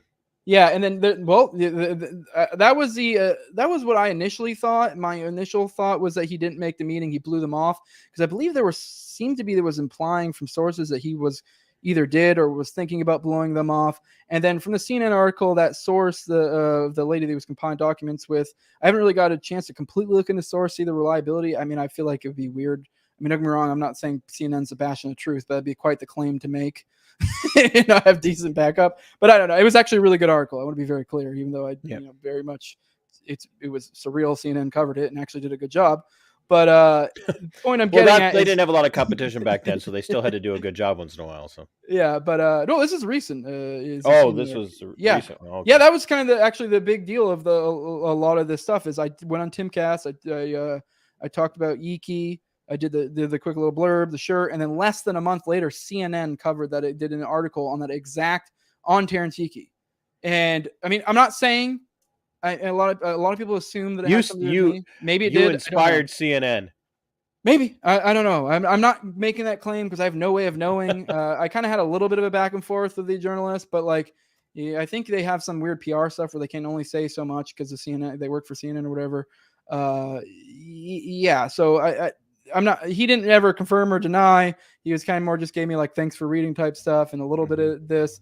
He was being very curt with me. Which whatever, I get it. Like I think they like I said, they have PR, things they have to follow through with CNN. But yeah. Anyways, yeah, that's the importance of that. I'll work back to that CNN article that just recently came out. There was that lady that he was working with to get the documents or whatever. She said that he actually was going to the meeting with them. Because she kind of, went to further context. Like I said, there were sources before that seemed to imply that, I forget the specific ones, because there's so many different sources, it's hard to keep track of. But either way, previously it was like we knew there was some sort of meeting. Now we got more context from this recent article that came out, assuming this source is legit, which I seem to think it probably is, considering it already kind of lines up with previous stuff we do. It just kind of further expounded on it. Is that yes, he said that he was actually going to that meeting, and he actually seemed to have reservations that he was concerned about it. He even went to the extent that he told her that he wasn't going to bring his weapon because he was concerned that it could possibly be used on him. But he was at this point where he was kind of like, I don't know, maybe this is like the break I need. Maybe these are people that I can talk to about this, blah, blah, blah. And, so he was in this weird spot where my intuition, my speculation is it was likely feds of some sort. Probably FBI, that he was going to meet with, and he probably thought, hey, I do think he realized, like, I don't know, there's a lot of fishy stuff here, but like, I don't know, I got to get this out. Like, maybe these are one of the good guys, but he even went to the extent of like, I'm not going to bring my own service weapon because I know they will, like, if someone was going to do away with me, they would probably want to make it look like a suicide, and they would probably use my own weapon. That way they can match. Because that's a big part of this too, is that, I want to say they recover the weapon, but there was never really anything to like what kind of weapon was it, whose weapon was it. Yeah, there was no forensics. It almost like disappeared. Like it was weird. There wasn't an actual forensics on the actual weapon itself. Exactly. That's a little bit that I heard. It's very loose. Like there is kind of like, oh, there's a gun. No, there's not. Like there seems to be conflicting reports. They did an awful job with the investigation after his death and his. Well, it's reminiscent of Duncan Lemp. Yeah. It's very much reminiscent of Duncan Lemp. No story is exactly the same. The only thing that remains consistent in the Duncan Lemp stories are his girlfriend and his parents, the family members, have remained consistent, and everything else is inconsistent. And this is the same thing with Terrance's death, is that the only consistency is all the inconsistency. And he didn't have the kind of personality. People can say what they want, that suicidal people will hide it, but no suicide ever really catches anybody by surprise. Yeah, on the suicidal aspect, he literally, I believe it was days or weeks prior, he was trying to get Tanya to remarry him because his reasoning was for life insurance reasons, because he wanted to make sure if anything ever happened that her and his daughters were taken care of. Now, keep in mind, anyone who's the slightest bit of intelligence knows, especially if we're looking into life insurance typically does not cover suicide. There's almost always some sort of suicide rider. Yes. in so within like the yeah. first like depending on the policy, it can be anywhere from the first 6 months to 2 years. And so you don't go out and try and get a life insurance policy on yourself and then commit suicide to give it to somebody else. That's Yeah. just nobody does that. Well, Yeah, he was I'm also sure in a there are good. some people who do because they don't know what they're doing, but Terrance Yeakey was not a dumb guy. No, He would have not done something like that. And there were no reports anyway of anybody ever commenting, anybody that knew him well, of commenting about how suicidal or despondent he was over his life and wanting to die. No one had that fear. I believe there were, I guess, to be completely fair, yes and no. It seems to be the people who actually knew him or were, on a personal level, as opposed to, because there were, I don't remember this. I can't recall off the top of my head the specific people who said what or what, but there were definitely people from his department, whether it was higher ups and other people who claimed to be his friend, because that is a big aspect. I can't remember off the top of my head one of the officers who claimed to be his friend. Tanya herself said this guy was not his friend. Like, they did not get along. Like, she Right. made a big point of like, this guy is lying. They were not friends. Like, to the But point this of, like, guy's claiming, lying. Terrance was suicidal. Yeah, it was kind of this like boohoo, he's a hero. But like, obviously, this is hard on us kind of deal. Like, oh, he kind of went through a hard thing, and like between dealing with the aftermath of this great tragedy, and there was a lot of implications about like to do with Tanya and his kids, because they got divorced. I believe at some point they kind of had a rough spot in the relationship too. I don't know if it was necessarily to the extent of domestic violence, but they definitely went through their issues. But at the time they were amiable and they were working things together. So there's a lot of stuff where they were bringing up that, like, one of the big things they were trying to, literally the day of, before they even found the body, the police department was asking Tanya to come in to report Terrance for violating a restraining order that I believe had already expired or had been, was from a long time ago. I believe it was from like over so a year his and a half own ago. agency. Yes, his own agency was trying to get his wife to come in to, because if you're being conspiratorial, the assumption would be that like, hey, we're trying to shore up our excuses here, or what's going on. Like, oh, look, his wife came in, before he even died. If we're being conspiratorial, I'm not saying right. it's Like, we're not being conspiratorial. But you but can if you were kind of, gonna be conspiring, yeah. So like, you could think like, oh, well, now look, we have before we even found the body, his ex-wife is complaining that like he's breaking, her. but she order. wasn't approaching them. They were approaching her to do that. Yep. And she said, absolutely no, like, I'm not doing that. And I want to say, if I remember correctly, that they actually later tried to claim that she did do that. And she's like, And I she did denied not. that. Yeah. Because like, she's like, no, like, and she's very vehement that like they were in a good spot at that point. They were interacting regularly. They were friendly. She was the one who picked him up from the hospital, as I mentioned earlier. Like, they like, she was one of them borrows VCR for that. They were interacting regularly. They had children together. I don't know extent if there may be romantic things. I kind of get the vibe maybe they might have been thinking about rekindling things from my interpretation, but I've never seen it explicitly. But like, they had children together. Like, they had seemed to be in a spot where they at least were amiable, getting along, were friendly, were regularly interacting. And, and she was not in a place where she was trying to be like, get him for an old restraining order that they never honored to begin with. Like I get it. Like, yeah, technically the way restraining orders work is like, even if you don't actually respect it, you can still kind of get busted for it to some extent. But it's like if you're not respecting it, you're not respecting it. Like, if why all of a sudden are we've never honored this restraining order. Now you're trying to get me to report on the restraining order. Yeah. And yeah, his agency for some reason. Yeah. There was a lot before he died that seemed to be there's a lot of weird stuff in this case. So then they find his body. The person who reports the body is like, okay, this is not right. And the immediate response is his agency steps outside of their jurisdiction and takes over the entire investigation. Mm-hmm.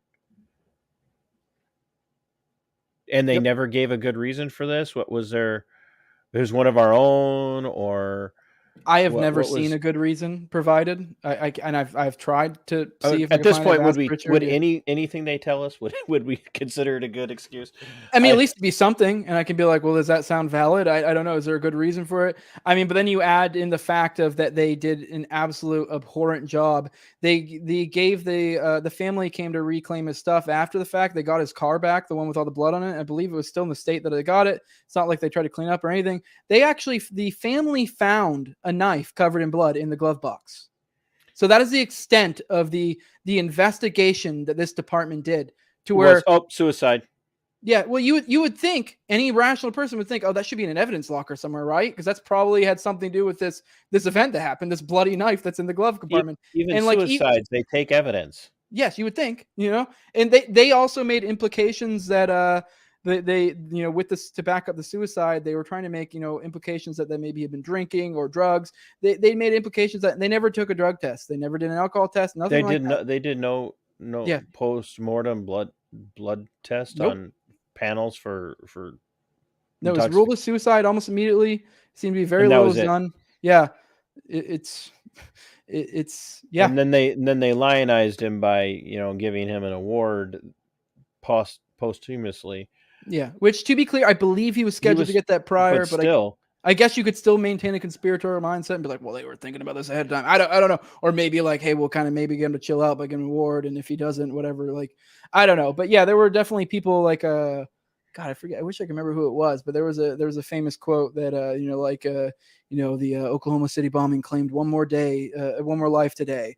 Like that's how they framed it, kind of like like almost like a PTSD, like oh my God, look at this hero, and like what happens to our good law enforcement and blah blah blah. Meanwhile, it seems to be there's absolutely nothing about this that anybody can point to that it says that nobody that knew him, family, the people that matter the most, and his close friends. I mean, even him saying, "I'm not going to take my service weapon because I don't want them to and he didn't use those words, but basically suicide me. Mm-hmm. That's not the words of someone who's going to go commit suicide. Mm-hmm. A person who's going to go commit suicide doesn't even mention anything like that. They just go and commit suicide. Mm-hmm. And then people who know him, love that person the most, are going to say it hurts, but we're not surprised.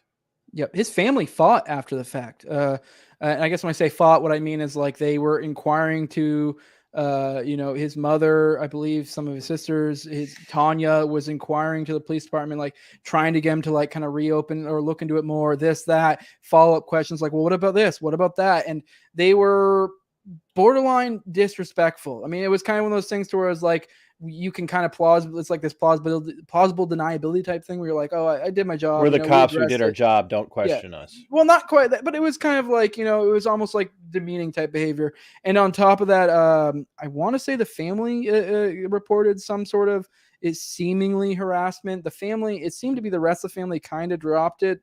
That's the impression I have. I don't know what time period, but after a while they did. But Tanya seemed to push it for a long time. Like I said, I believe she did at least one, if not more, interviews. She was pushing it. But she, if you go check out that interview, which for those who are interested, go check out part 7 of my Oklahoma City bombing series. If you go, there's in the playlist on YouTube. If you go to that, I'm not even saying, I mean, obviously you should watch that. But if you go to the video description, I put in the video description the radio interview. I forget what radio station it was on from Tanya Yeakey I think it was in a couple of years after the effect. And she kind of lays out her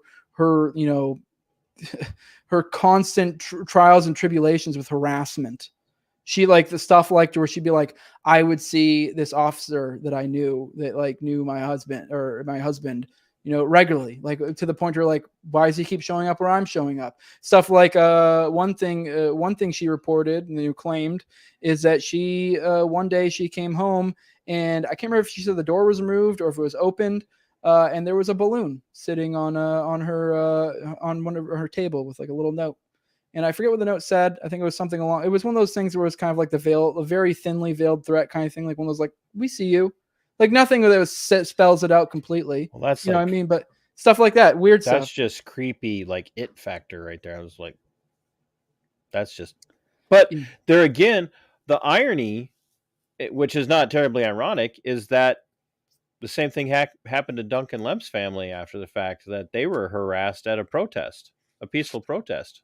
Yeah, they did that. I mean, I wouldn't say that they is anywhere to the level of what Tanya reported. No, They but it's definitely just were. it's Yeah. just it's victim shutdown is what they're doing. They're going out and trying to intimidate the Yes. witnesses and the victims.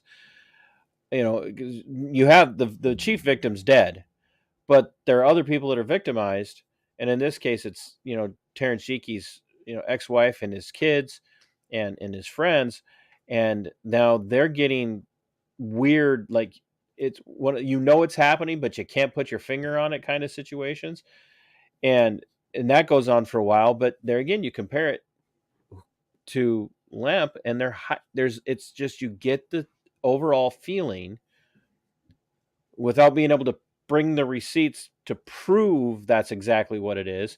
It's like something's going on for intimidation purposes. They're doing this to shut us down. Yeah. And that's just how absolutely evil and malicious this entire the entire thing is. It's like, what did he find? What in the world did he find? Because now we'll never know. Yeah. I mean, I don't know exactly what he found. There's, like I implied earlier, there are a few theories, because one of the main theories, which I don't know if this is something you talked about with Richard, there are people who think maybe there were additional explosives of some sort, or I don't know if you guys got into that aspect. Well, you can bring it up. It just gives us another thread to pull when Richard's back on. Yeah, it's it's one of those ones that, like, a lot of people, like, I think myself, probably Richard as well to some extent, we don't really typically don't lean hard on the whether there were additional explosives inside the building aspect, because it's not really necessary. You don't have receipts for one. Well, I mean, there are sources, there are eyewitnesses. There were 2 eyewitnesses that claimed they saw, I think roughly like a week prior, that they saw someone or saw people in the, I believe it was like the parking garage or something like that. It seemed to be setting charges to a columns and stuff like that. But we heard the same thing about the World Trade Center. Exactly. That's why I say I don't lean on it a lot. I think there's a solid, chance, but it's not something I really leaning too hard. I'll be honest, I lean towards that being the case, but it's not something that I really lean on hardcore, because if it comes to find out oh no, that is nonsense and those sources weren't reputable or whatever, it's okay, whatever, that doesn't really matter. It's still, there's so much other stuff that it's whatever. If that, I lean towards that personally being the case from some of the stuff I've looked into. That's my speculation. But so far as what I can prove, I mean, there are some sources that seem to imply it, stuff like that. So, but that is, and I believe there are other people who seem, I mean, there have been a lot of explosive experts who have claimed that the damage done to the Oklahoma City bombing was just simply not possible with the supposed bomb that Timothy McVeigh had fashioned, that was 60 feet. It was a fertilizer bomb that was 60 feet away from the Murrah building, that essentially completely gutted it. Which, I mean, I don't know. I'm no explosive expert. Doesn't make sense to me personally. I don't know. That's kind of my gut feeling. That's my speculation. I don't know. But so there are people who think that he may have seen that. There also was, this is confirmed, there are reports, you can literally hear the radio things where they called off the rescue efforts multiple times because of supposed secondary explosives found in the building and stuff. Yep. So very clear. Very clear. So, I don't know, that's something that could have triggered Yeakey of what the hell is going on here. Where are secondary explosions coming from when I believe I saw somewhere too where they made claims that they're the fused one or something. I don't know how credible that one is. I just, something I vaguely remember, so don't put too much stock in that. But so let's it's very clear that Terrance didn't kill himself. It's clear. I mean, just in this kind of the periphery surface Oh, level sorry. of the, I don't mean to cut you off, but I want to say while I remember another thing too is if he got a hold of surveillance tapes, which at one point I believe there are documents and people that seem to imply that that they at one point the surveillance tapes were kept inside the kept in the evidence locker at his department, so he would have had easily had access to it and be able to make copies. Now, if that was the case, now like I mentioned with the surveillance tapes, that's a weird thing. The surveillance tapes disappeared. We hardly ever see them, and there have been confirmed in like documents, I believe, from the FBI themselves, if I remember correctly, that there were at least 20. I believe this is something found through FOIA requests, if I remember correctly. But there were at least 20, surveillance tapes of the Murrah building, and at least 2 or more that actually saw the bombing itself. And those ones that would have seen the bombing would have seen the Ryder truck. And if you saw the Ryder truck, you would see John Doe too, because I'm assuming there's no way Richard did not talk about John Doe 2 on your show. There's no way in hell. Oh yeah, we that is his angle. Well, right, but it's because of the best witnesses. angle. Yeah, we had to talk about it because we were talking about the witnesses leading up to and after having seen John Doe, and not just John Doe too, but another unknown person. Yeah. And then a truck full of people that it's factually the most damning aspect of the case. Personally, I like to lean on Yeakey and Trendu because they're emotionally the most damning, and there also is facts to back it up. But so far as like cold hard facts of like something is going on here, John Doe 2 is a fact. Yes, it's tangible. Whereas with everything with Terrance, the problem with the stuff with Terrance is it's objective that he's dead, but it's subjective as to how he died, even though every logical fiber of your being says there's no way a guy does enough damage to bleed out 2.5 pints of blood in his car, walk at least a half a mile, and then beat the crap out of himself. Like he's, and I don't mean to laugh about him being dead, but that's just how it's absurd. It's absurd that that he beats the crap out of himself. Like everything that was described about his body is that's what he did. He beat himself up, and then did just an impossible angle for shooting himself. And then there's no gun. Forensics on a gun. That's a big aspect. You're right. That's another thing is they didn't find the gun at the body, because there are weird disparate claims that I remember people saying, oh, we found a gun, oh, whatever. But then it's kind of like, well, which gun, whose gun? This stuff kind of gets like lost in the mix. But so far they didn't find a gun initially when they found him. I don't know about that aspect. You're probably right. If I had to guess, he's right, because I remember that very clearly. I was still a young man at the time.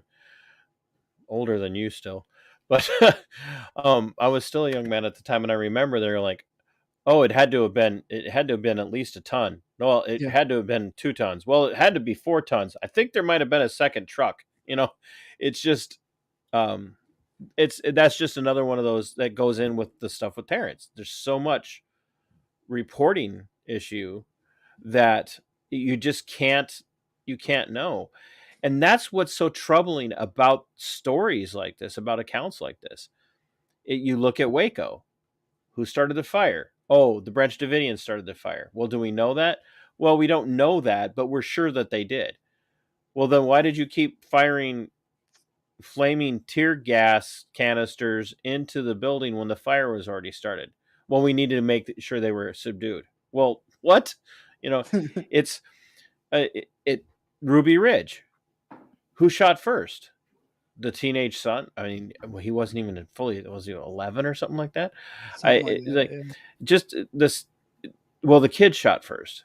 It was like 11, 12, 13, something like that. Yeah, something like the kid shot first. Well, no, the kid didn't shoot first. The agent shot first. Well, they shot the dog. Well, then the kid shot at them. Well, did that actually happen? Why did you shoot his wife? Well, his wife had a weapon. No, she had a baby. It's just it's all of these things, and it's on and on and on and on and on. And the less transparent they are about this, the more people like you, the more people like Richard, and the more people like Radix, who was another phenomenal guest that you had on, Mhm. and she brought up PatCon, Yep. and I'm working with her to get her on to do a kind of a deep dive outside because she brought up PatCon when you had her on most recently. Yeah, which But ties into OKC as well. Yeah, we're, that's why. right, exactly. It ties into OKC, but there's so much about PatCon Mhm. that is outside of OKC, and the entire. I mean, people act like investigation into right-wing Christian extremists is new because everybody hates Donald Trump. No, this has been going on for decades. Yeah. Decades. No, the crazy thing is the OKC. If you zoom out and kind of look at it, and this is why it gets so expansive, is From the it? moon, from the faked moon Yeah, landing. If you take yeah. that, If you zoom out and kind of look at the larger scope of what it looks like may have probably happened, and some of this, when I say may, some of it is like borderline almost confirmed to mays. It depends. Like I say, I'm talking like large picture. It looks like, and it not even looks like it. It basically kind of is multiple ops of some sort coming, like, right. running into each other, because it seems to be there's some sort of CIA angle, possibly with like Strassmeyer, and maybe even more. Yeah, Straussmeyer's. There's no way Yeah. he wasn't a controlled asset. There are confirmed FBI like informants, stuff like that. It's ATF informants, Carol House, like stuff Right. like that. Which I don't know if you guys got into that, but it We did seemed talk to about be, a lot of the stuff in yeah. Elohim City. So a lot of these things were like kind of, stepping over each other. So to sift through what the hell happened, you really have to be like even if let's say we give the best case scenario of what happened, even if we try to give the best faith interpretation of what this is in regards to like the government and their culpability for it, it's still like, at the very least, to analyze this, you have to be like, okay, well, here's this informant, here's this guy who clearly was embedded here. Okay, so what happened? Like, and then It you got have out to, of like, control. Yeah, It yeah, just- yeah. At the very least, it's something. They were at least in the mix and were involved with these characters, and there were red flags for them to look into, and they didn't at the absolute least. And even then, I feel safe saying that I think any reasonable person would say there was a cover up as well. Now I think you get into a spot where you're like, now, did they have a hand in actually perpetrating it? That's a different question. At the very least, like even if that isn't the case, at the very least, there was a cover up of some sort where people died. Like there is, I don't think it's unfair to say that, some level of the government apparatus, whether it be local, federal, this agency, that agency, there were government actors that have blood on their hands in this story. Even if their intent was to never actually pull this off, they provided at some point and some level, they provided both logistical and material support that even if their intent was to not have it happen, it happened under their watch, and now they have to do something to save face. They have to. And there's no other way to see this. I mean, maybe you don't agree with me, but I'm pretty sure you do, that there again, even if that was never their intent, it got out of their control. It spiraled out of their control. And the reason that I say this is there again, because you mentioned Terror Factory, which of course came out well after this and was based almost exclusively on what followed September 11th and the rise of the Patriot Act and the DHS and all of these other things that are happening. But what we know from Terror Factory, and people, and I know Jose would back me up on this, you've got to read that book. You have got to. It's an audiobook for those who don't want to physically read. Like you mentioned before, I crank through audiobooks, and I like kind of like piddle my way through like physical books because I am such a busy guy that I will read like a page or two. I love to have a hard copy book in my hand. Same here. I do. I love to have it in my hand. There's something about it. But when you're trying to do research, when you're trying to educate yourself on something, there's something. So you're still reading. It's not like you're not intellectual because you're listening to the book. It's like people do. Oh, that's not a good way to read. I do think it is personally. I do think it's superior to physically read, slightly. I mean, it slows you down. It depends on the person. Yeah. But I actually think it's almost like I do think reading is like physically reading is slightly superior, but I also think they work slightly differently. Like if I really want to like completely devour information and understand it at a deeper level, I will do both because I get different things out of both. So, but when you do that, when you look at Terror Factory, there's so many similarities between what the FBI and other domestic intelligence and investigatory agencies do, but in particular the FBI, go in, take an informant, take a agent provocateur, and insert them into a situation to provoke people to do something they wouldn't have had the means or even the ideology in and of itself to do. They provoke it. They provide over. We hear there again in the book over and over and over again. Provide the money, provide the information, provide the places, provide all these things, and then it gets out of hand. Oklahoma City gets out of hand, and even if they really believed they were doing the right thing, there's somehow with all of these different agencies involved, there's something went wrong, and they cannot admit it, because if they admit it, it blows the doors off of everything, and it shuts them down domestically in a way they do not want to be shut down at all. So even if they weren't initially criminal, depending on how you want to debate what that means, even if you're saying they were infiltrating these groups and you want to say, oh, well, that was great, for good good job, reason. go infiltrate, do a good job, shut these groups down, right? Yeah, sure. I mean, if you want to take that perspective, like, okay, whatever, they're infiltrating bad groups, and you can make the argument of like, okay, well, they're spies and they're trying to consume information, whatever, blah blah blah. At the very least, even if you take like the most blue-pilled interpretation of that, they became criminals in the aftermath, because like there's no debating that, at least at some level, like we mentioned with Yeakey, like at the very least, like the best faith interpretation is there was something criminal going on at the police department level. Personally, I think it goes deeper, but at the very least, that's borderline. I mean, I wouldn't say provable, but almost provable to anyone who takes a look at the information, the sources, all that stuff, and looks at it in a reasonable way and realizes like, well, who could possibly actually make this to happen? And it becomes very clear it's some sort of government actors, and it depends on how far you want to take that chain. At the very least, the local PD, there was criminal actors there, and that's the thing. The fact that somebody within the administration made the decision that we're going to step in and assert jurisdiction outside of our jurisdiction, and then there's no investigation, that's criminal. It's just absolutely criminal. And why? And like, I agree with you. That's not a decision that it wasn't like Terrance's department was responsible for the Murrah building being blown up. So what are they hiding, and who are they hiding it for? And all this does, and I've heard you mention this in other shows. I mentioned it on my own show. I've heard your guests mention it. I've heard, Spike Cohen will talk about these things. Clint will talk about these things. Others will talk about this stuff. The more they work to conceal what they're doing, the more it makes people dig in, and the more we dig in, the more questions arise. And all they do is they keep concealing and concealing and concealing. That's it. That's all they do. Do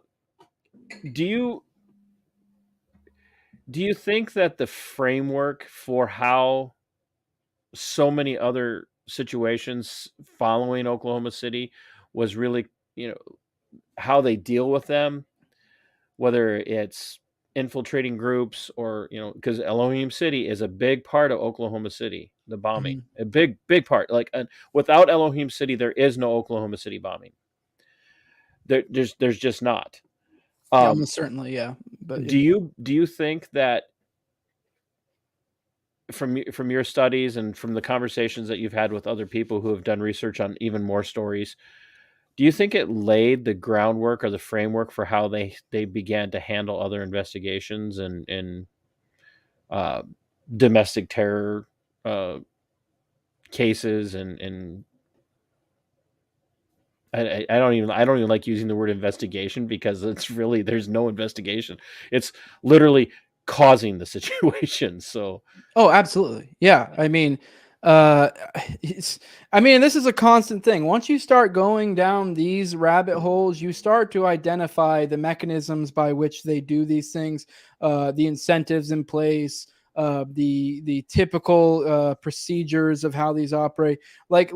Hell, there was if you dig deep into OKC, you start seeing signs of Gladio, which is essentially like Northwoods. You start seeing signs of PatCon.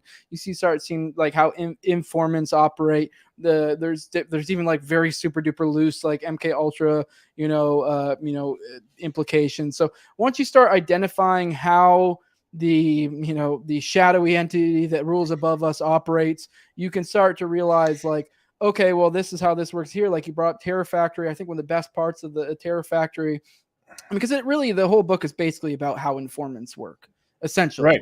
and how they prey on these people to make them informants, and then Yes. then incentivize it. Like on one, like it's a carrot and stick thing, where it literally is like, we will incentivize you to be an informant, and on the flip side, depending We'll on beat you with a stick to get you to be an informant. Yes. Those are your two options. There's no way out. You're going to be an informant.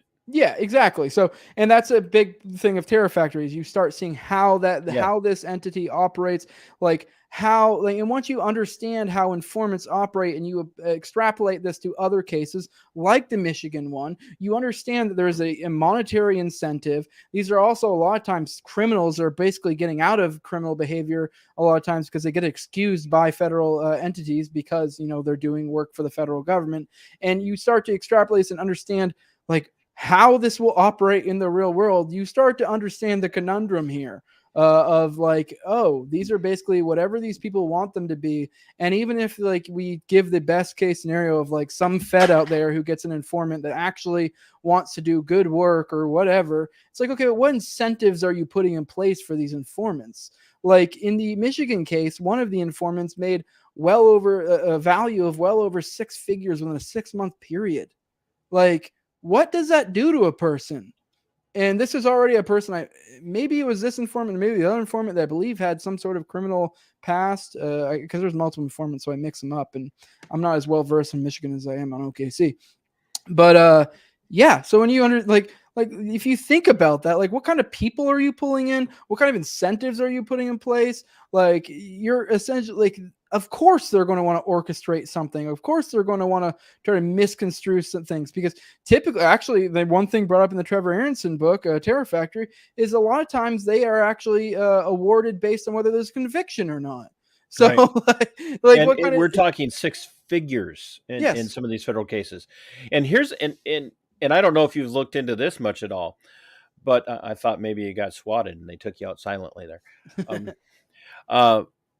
The thing that a lot of people don't realize when they're looking into the federal stuff, because I think it's easy and right to be distrusting of the federal state, but the tactics that the FBI used and went back. I mean, you go back to Ruby Ridge is a really good example. That's what they did with Ruby Ridge. They literally tried to talk Randy Weaver into selling them a shotgun, an informant, a shotgun, like illegally.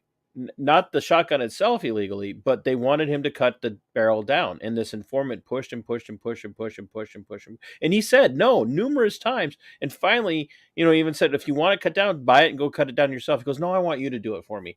And he finally did it. And then they got him. They got him. And that just exploded there again, probably bad terminology, but just kind of exploded into a tactic that we now see used everywhere. But it's not just at the federal level that, a lot of us, more pro-liberty, libertarian, small L libertarian types really want to be distrusting of the feds, but it bleeds into every level of law enforcement,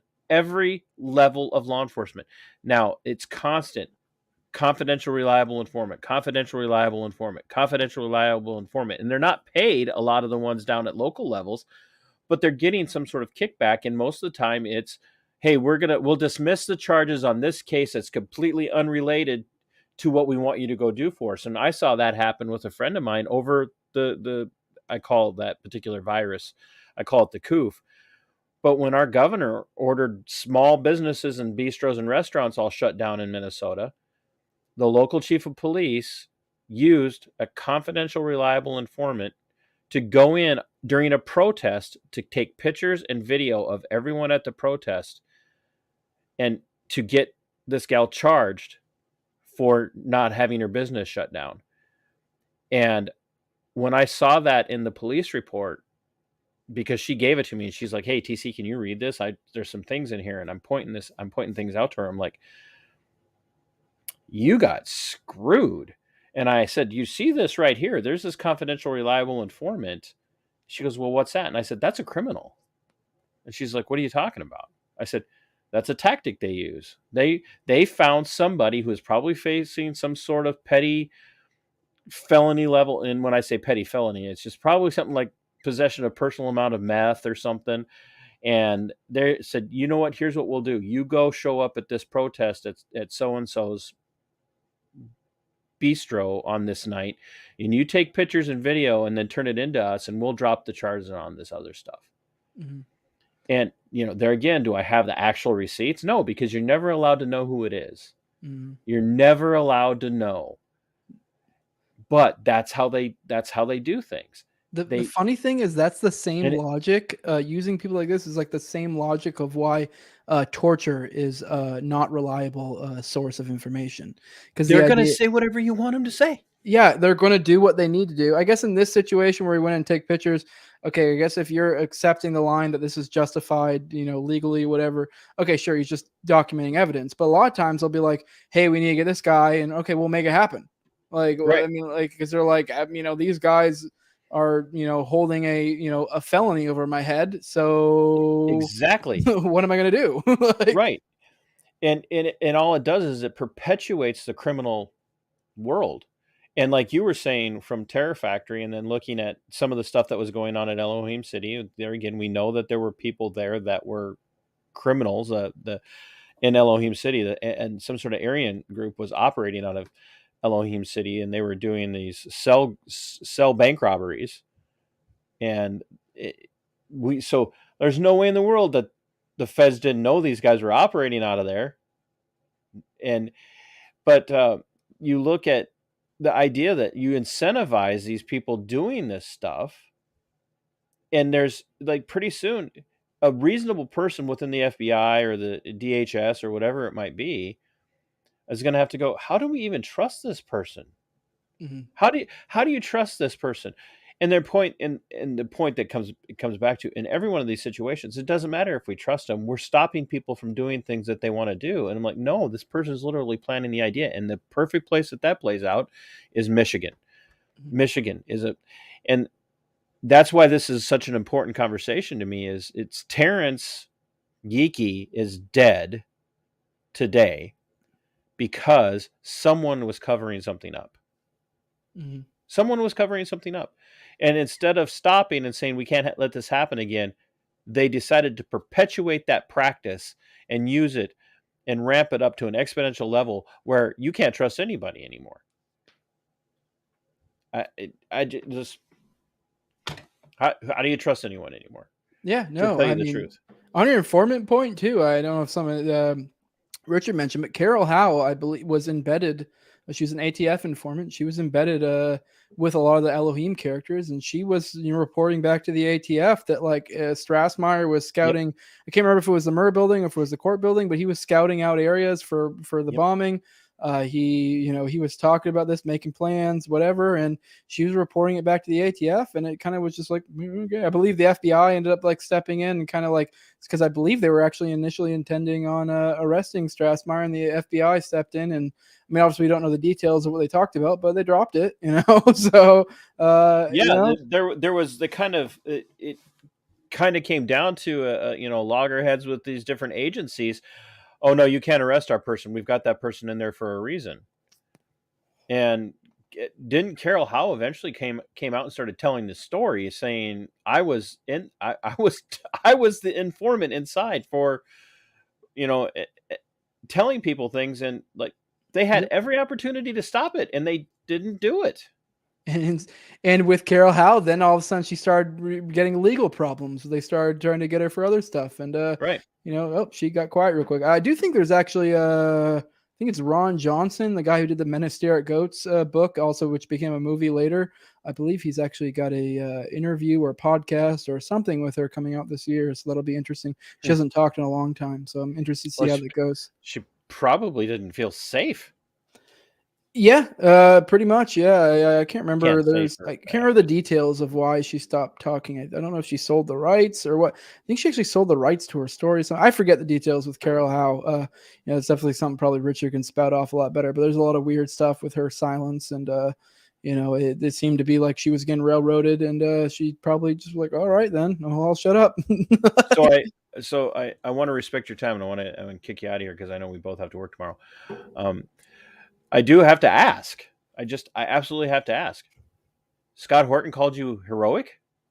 Yeah. And the reason I asked is because you told me on your profile that I'm supposed to ask. So I'm asking. Oh, you don't have to ask. I don't remember how I framed it. You feel free. No, it was a big deal to me. He, when he saw that picture, I guess of me on Timcast, I don't know if he saw on Twitter or what, he quote tweeted and was like heroic. That was the only word he said. You have succeeded. When Scott Horton Yep. calls you heroic, you have succeeded in life. So that was a big deal for me. Scott is, Scott is to me a hero as well. He's done a lot of great work for Liberty. I mean, don't get me wrong. I've had some, probably minor disagreements along the way, but all in all, like he is a legend in this sphere. And, I don't know, that's probably, in my opinion, probably one of the best, compliments you can probably get. So, absolutely, almost feel borderline undeserving of it. All I did was manage to luck up and get on a huge platform and wear a t-shirt and spout off like a sentence. But whatever, I'll do my best to ride off that wave. It's and all try it to takes, shoot it though. further. Yeah, it's all it takes. This is one happenstance situation that you were never looking for or asking for can launch, not you, but launch a story out there that really gets people to start paying attention. And I think that's, I started paying attention to a lot of this stuff because of what happened to me personally, but what I saw happening leading up to 2020. And I was warning people, like, you guys have no idea what kind of power they're going to take to themselves, and you're all going to fall for it. Oh, no, I'm not. And then they all fell for it. And then they looked at me later on and went, how did you know? I said, because I paid attention. And so this story is one of those that is just, you have to, it's not standalone. It's part of a framework of a deeper framework that goes back even further, COINTELPRO, but also has built a framework for what we're dealing with today. So you've got a big show coming up next week. Are you you're sitting down with Dave Smith? Do you know which day that is, or? Yeah, it'll be Tuesday. Let me see what the date that is for my calendar. Be 28th of April for, I don't know who, for those, I guess, to watch us later or whatever. I mean, it will be streamed live, I believe. I mean, I would assume, because typically how that works. He streams to YouTube and then No. He only does live streams on YouTube occasionally. Yeah. I mean, he hasn't said this is going to be a live stream. I mean, who knows? Maybe it is. I doubt it. It'll likely probably be live streamed on Gas Digital, which is what he works off of. And then probably within the next day or two, it'll go public, like on YouTube and all the audio. Whatever podcast catcher you choose to. So you got any other big things coming up here? No, don't really have anything too huge, really, aside from that. Yeah, I mean, I do want to let you guys know Terrance Yeakey didn't kill himself. Feel free to, I mean, you can get the t-shirt at toplobster.com, spread that around, or just like start memeing that around. Hell, use his art that, because I'm sure if you go to my profile, you can probably find the picture of the art. Use that, start sharing it around, just make it a meme. I do think it was huge, the aspect of CNN covering this, and it's not even necessarily like a numbers thing, because like, right.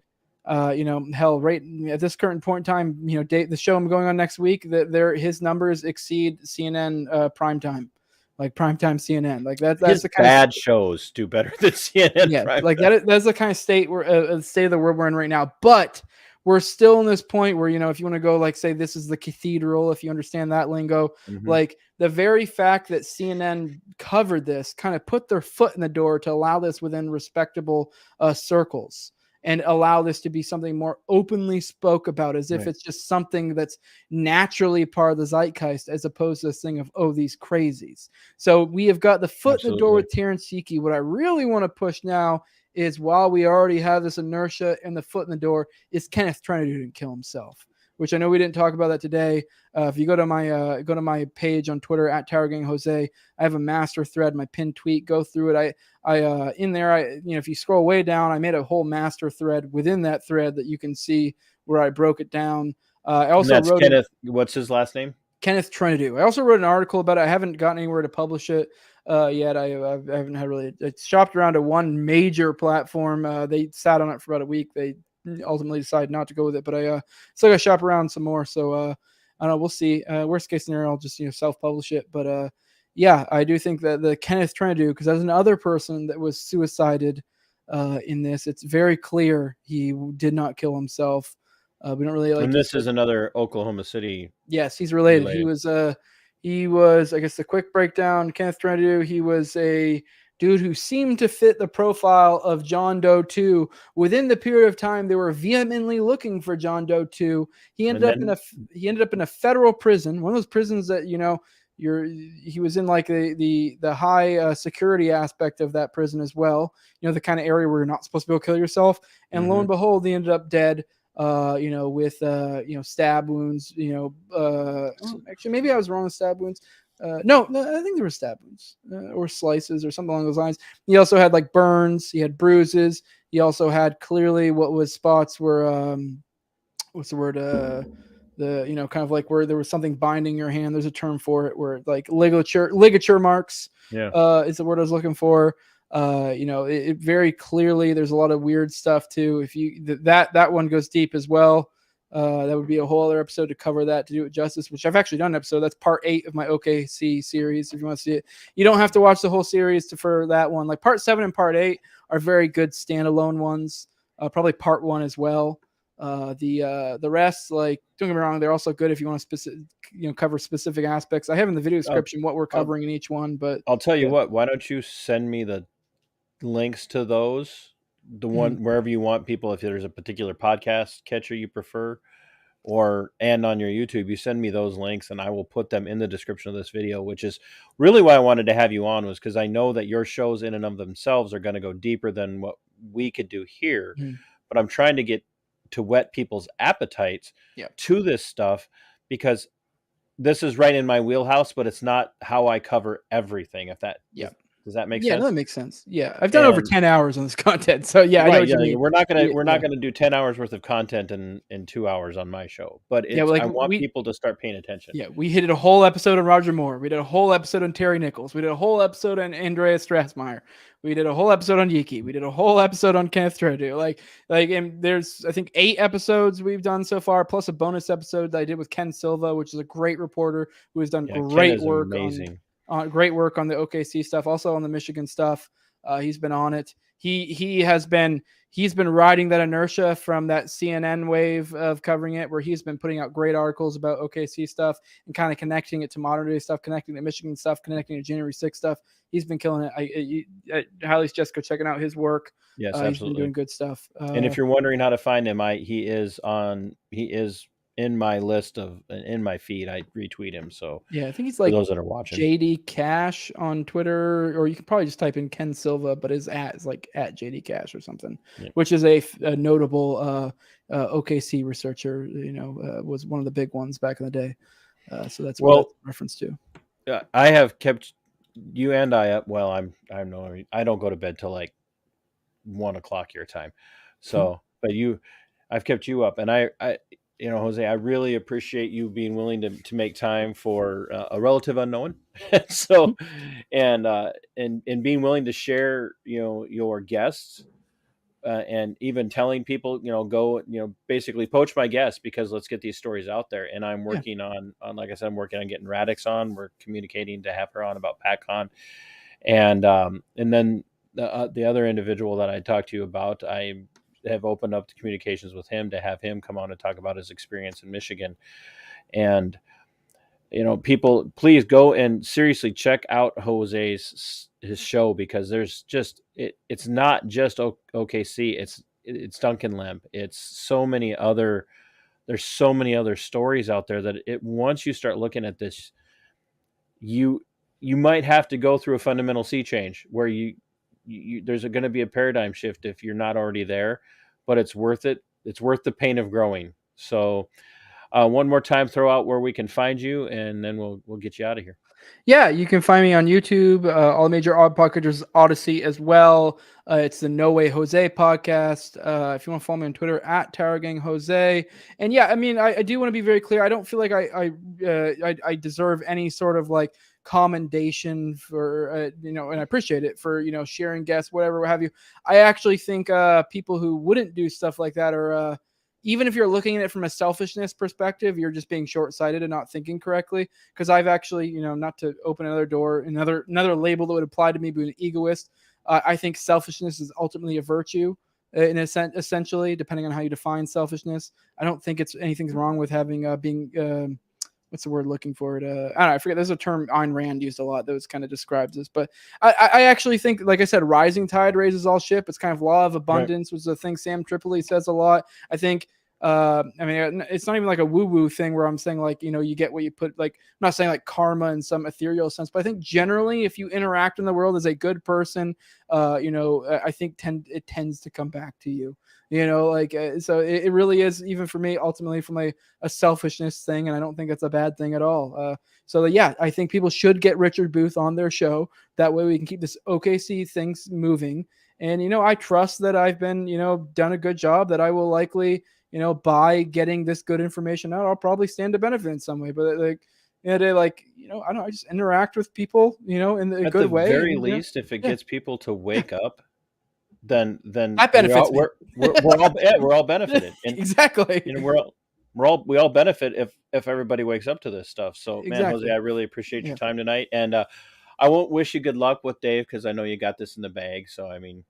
Yeah. No, it was originally scheduled for Sunday, and he messaged me. He's like, "Oh crap, we got to reschedule. I forgot I had like a comedy show that day." You're like, "No, dude, we already scheduled. You yeah." And I was like, "Dude, I've already consumed like 10 hours of content in prep. What the hell?" You're like, "My bad." I was like, "It's okay. I get it." You just gave King Dave a hard time. Are you kidding me? I just mess with him. He's cool. He is. It's just. You could just hear it how in his shows that he's just kind of, he's a normal guy. Yeah, I wouldn't say we're like friends or anything. I'd say we're between acquaintances and friends somewhat.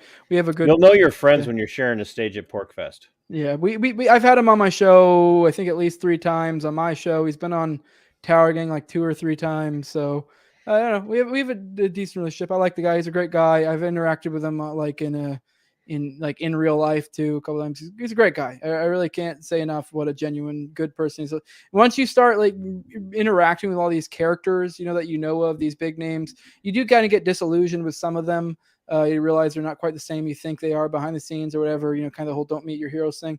Dave is a legit stand-up guy. So I'll say that. Yeah. I mean, I've had disagreements with him in the past as well, but different little aspects. We don't see eye to eye on everything, but all in all, he's a good dude. So yeah. And he's a strong voice. So yes, absolutely, and you are too, by the way. I just you cover things that others don't, and you're a great voice for this. And whether it was happenstance or luck or whatever you want to call it, you just happen to hit a niche, and I'm glad that you're filling it because it's helping me help other people.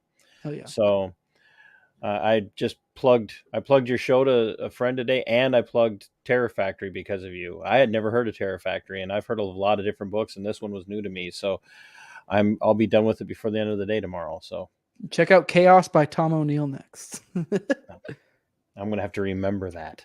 Chaos, Tom O'Neill. It's a great book. And I think it will kind of make you. It probably doesn't directly translate to like OKC and stuff, but there's some aspects you're like. Oh, if there's a thread, I'll find it. Yeah, there's some threads, and you start seeing like, oh, this is how this translates to modern day. Just a little FYI, it's about Charles Manson mostly, and kind of like the more intrigue behind that stuff, and how there's weirdly some Fed connections. Thanks a lot. Now, oh, that's a great book. I highly suggest. It's on audiobook too, so if you want to just consume it, you can knock it out in like a day or two. Depending on how you consume them. So what? Chaos by Tom O'Neill. Yep, that's a good one. Yeah, I think I got it. I do. I have it. I saved it now. So this is all your fault. Yep. So taking you further down the wormhole. I'm good with it. Yeah. Thanks, man. You get out of here. I really appreciate your time. All right. Appreciate you having me. It was a fun time. Oh, I appreciate you. You have a good night. Get some rest. All right. Good you luck. as well. Good luck with Dave. All right. Thanks. Ladies and gentlemen, Jose from No Way Jose, and I cannot suggest enough that you go over there and check out his YouTube channel or find his show on whatever podcast catcher that you use. You just need to prepare yourself. If you're not minded to have an innate distrust of the federal state and the federal state enforcement arms, you will, like I said, you will have a paradigm shift in your worldview. It's worth it. It is absolutely worth it. We've forgotten that we're supposed to be in charge, and we kind of bow down to everything that these folks do, and they're getting away with it. And it's getting worse and worse and worse and worse and worse. And it's not just the left-wing authoritarianism. It's not just right-wing authoritarianism. I pointed this out in the video. I did this today on my drive time dialectic coming home. The Heritage Foundation, Libs of TikTok, they were out there today doing a rally demanding that the federal state pass a law to ban TikTok in the United States. Bad things happen on TikTok. I'm not arguing that. But the very people who have decried being deplatformed from places like Twitter and places like YouTube and the left-wing censorship that was being manipulated by groups like the FBI and the DHS are now out there demanding that the federal state get involved and shut things down. And the reason that this happens is because we have bowed ourselves to the state. We have bowed ourselves to the state, and we have made them the all-important being in our life. It's like a religious figure.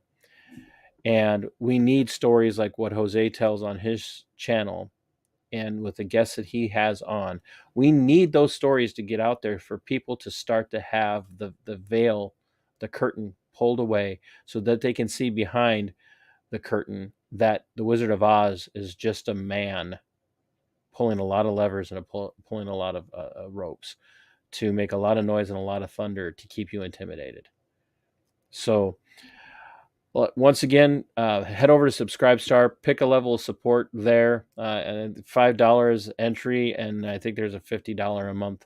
I don't remember all the different levels. I'm thankful for every single one of my Subscribestar supporters. I'm also thankful for everybody that buys merchandise, especially people who like beanies. I got these beanies because a bunch of you said get beanies, and not everybody that wanted a beanies bought a beanie, so you better order a beanie.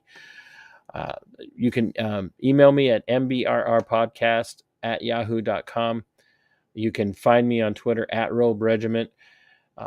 Check out the show, share it, clip it, whatever you need to do. Find whatever part's compelling, share it with somebody else, and then tell them to go over and listen to all of Jose's series on OKC, on Michigan, on Duncan Lemp. Especially if you're a 2A person and you're an anti-no-knock warrant person, if you're an anti-red flag law person, even though Duncan Lemp was not a red flag law situation in and of itself, all of these things tie in together. So once again, check out Jose, Tower Gang Jose on Twitter, No Way Jose on YouTube and your podcast catcher. And my friends, as I end every show, fight for your liberty, it is yours. Fight for your freedom, it belongs to you. And Sic Semper, Tyrannus. We are go for liftoff in T-30. Stand by for further instructions, Minnesota Black Robe Regiment. Secondary guidance systems engaged. Minnesota Black Robe Regiment, it will be on my mark.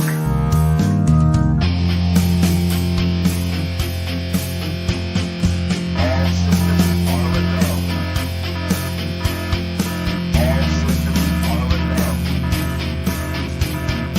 Minnesota Black Robe Regiment, you are over the target. You are authorized to fire at will.